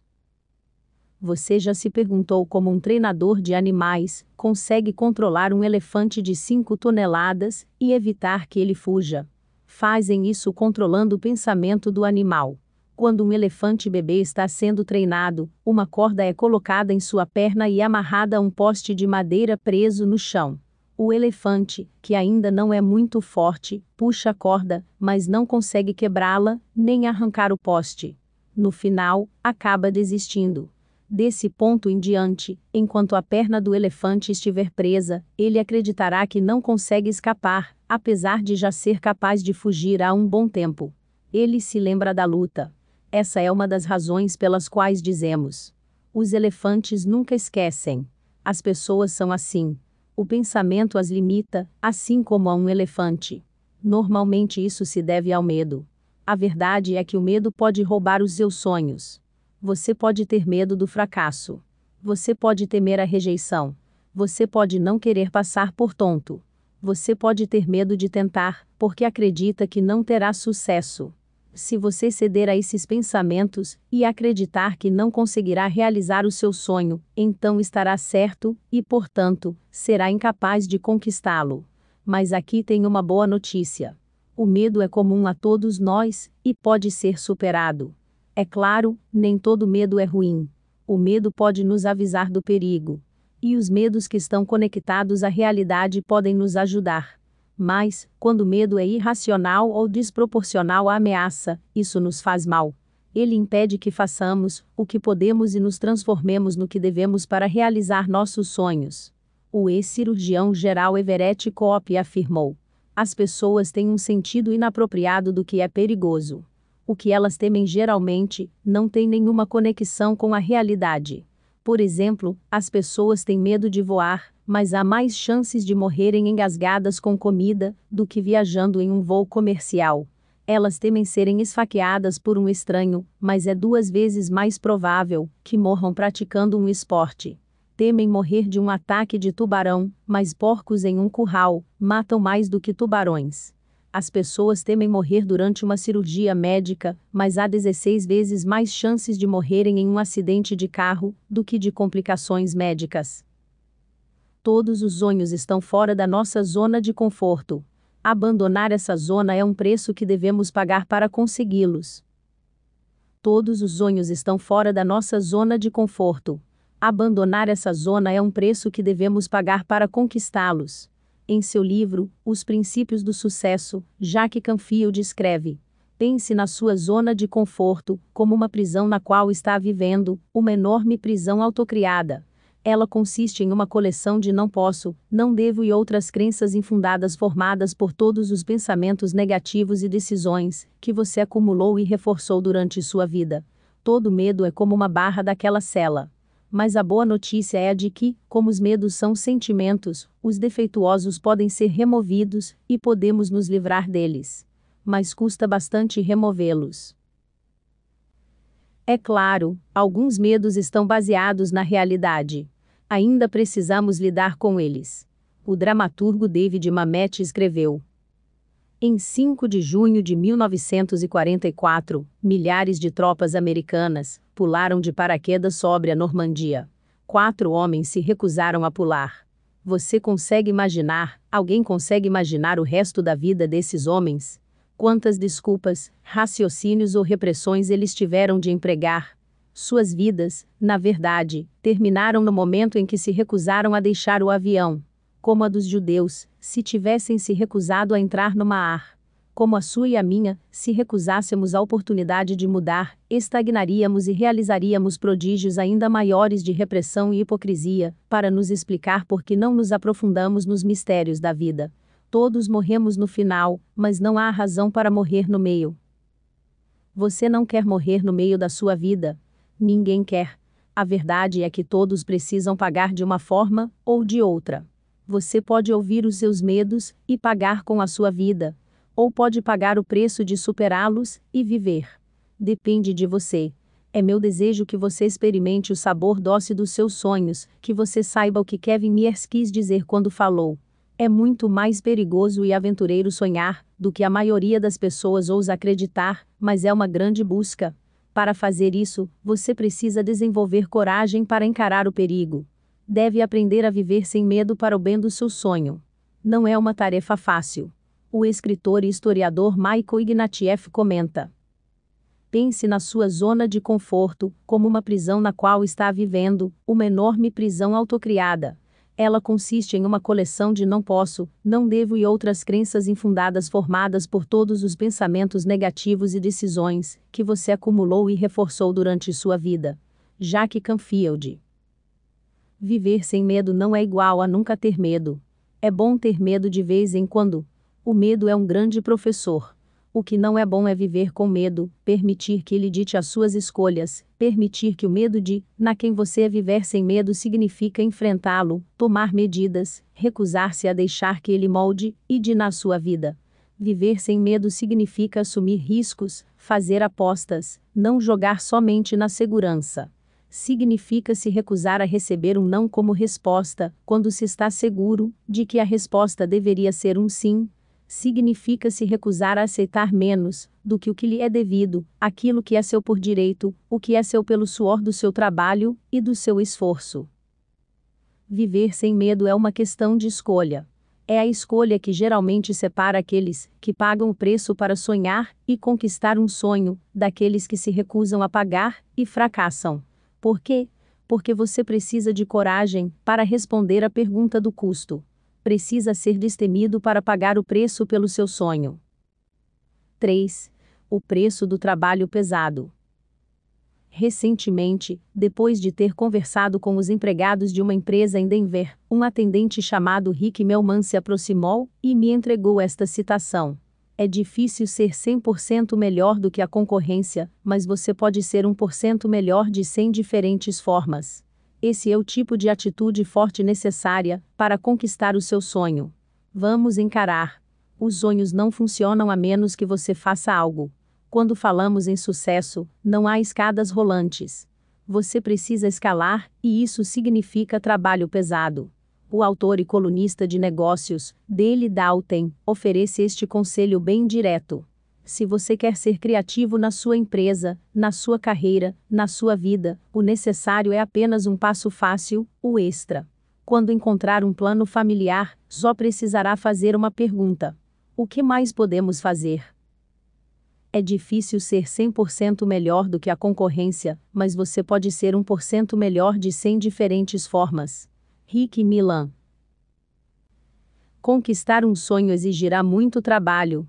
Para ser bem-sucedido, você precisa fazer mais do que pode querer, mais do que a sua concorrência, mais do que acha que é capaz. Você deve viver essas palavras de William Arthur Ward. Vou fazer mais do que pertencer, vou participar. Vou fazer mais do que me preocupar, vou ajudar.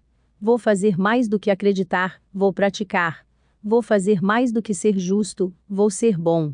Vou fazer mais do que perdoar, vou esquecer. Vou fazer mais do que sonhar, vou trabalhar. Vou fazer mais do que ensinar, vou inspirar. Vou fazer mais do que merecer, vou enriquecer. Vou fazer mais do que dar, vou servir. Vou fazer mais do que viver, vou crescer. Vou fazer mais do que sofrer, vou triunfar. Você não pode fazer o que é mais fácil e ainda conquistar um sonho. Precisa fazer mais. Deve fazer o necessário. Mesmo que realizar o seu sonho custe muito, as recompensas valem o esforço. Um dos pais fundadores dos Estados Unidos da América, Thomas Paine, escreveu em A Crise Americana: quanto mais difícil o conflito, mais glorioso o triunfo. O que obtemos muito fácil, não estimamos muito, é o custo que dá valor às coisas. Responder à pergunta do custo separa o descompromissado do compromissado. É preciso muita coragem para abandonar algo que se ama. Precisa-se de muito compromisso e de muito trabalho para pagar o preço de um sonho. E, mesmo se você pagar o preço, não há garantias de que conquistará o seu sonho. No entanto, garanto que se não pagar o preço, não conseguirá. Para ser bem-sucedido, deve assumir esse risco. Deve desafiar o status quo e sair da zona de conforto. Deve dar tudo de você, e um pouco mais. Disposto a pagar. Foi o que Terry Fox fez. Em 1977, quando estava com 18 anos, ele recebeu o diagnóstico de que tinha câncer nos ossos. Assim, a sua perna direita teve de ser amputada. Enquanto estava se recuperando e recebendo quimioterapia, ficou espantado ao ver quantas pessoas estavam sofrendo de câncer, principalmente crianças. Inspirado pela história de outro sobrevivente da doença, que correu a maratona de Nova York, Fox começou a correr com a ajuda de uma perna mecânica. Logo sonhou em fazer o que parecia impossível: correr por todo o Canadá, para levantar dinheiro para a pesquisa do câncer. Ele começou a se preparar. Correu mais de 5.000 quilômetros durante um período de 18 meses para treinar. Como as próteses não eram muito sofisticadas naqueles tempos, elas sempre representavam um obstáculo extra para ele. Depois de cada treino, sua perna estava cheia de cistos e feridas sangrentas. Mas ele não desistia. Em 12 de abril de 1980, Fox começou aquilo que seria chamado de Maratona da Esperança na costa atlântica perto de Saint John, Newfoundland.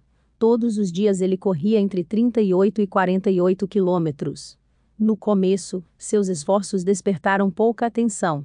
No começo de maio, quando entrou em Nova Scotia, poucas pessoas o saudaram. No começo de junho, tudo continuava igual. Mesmo assim, ele continuava correndo.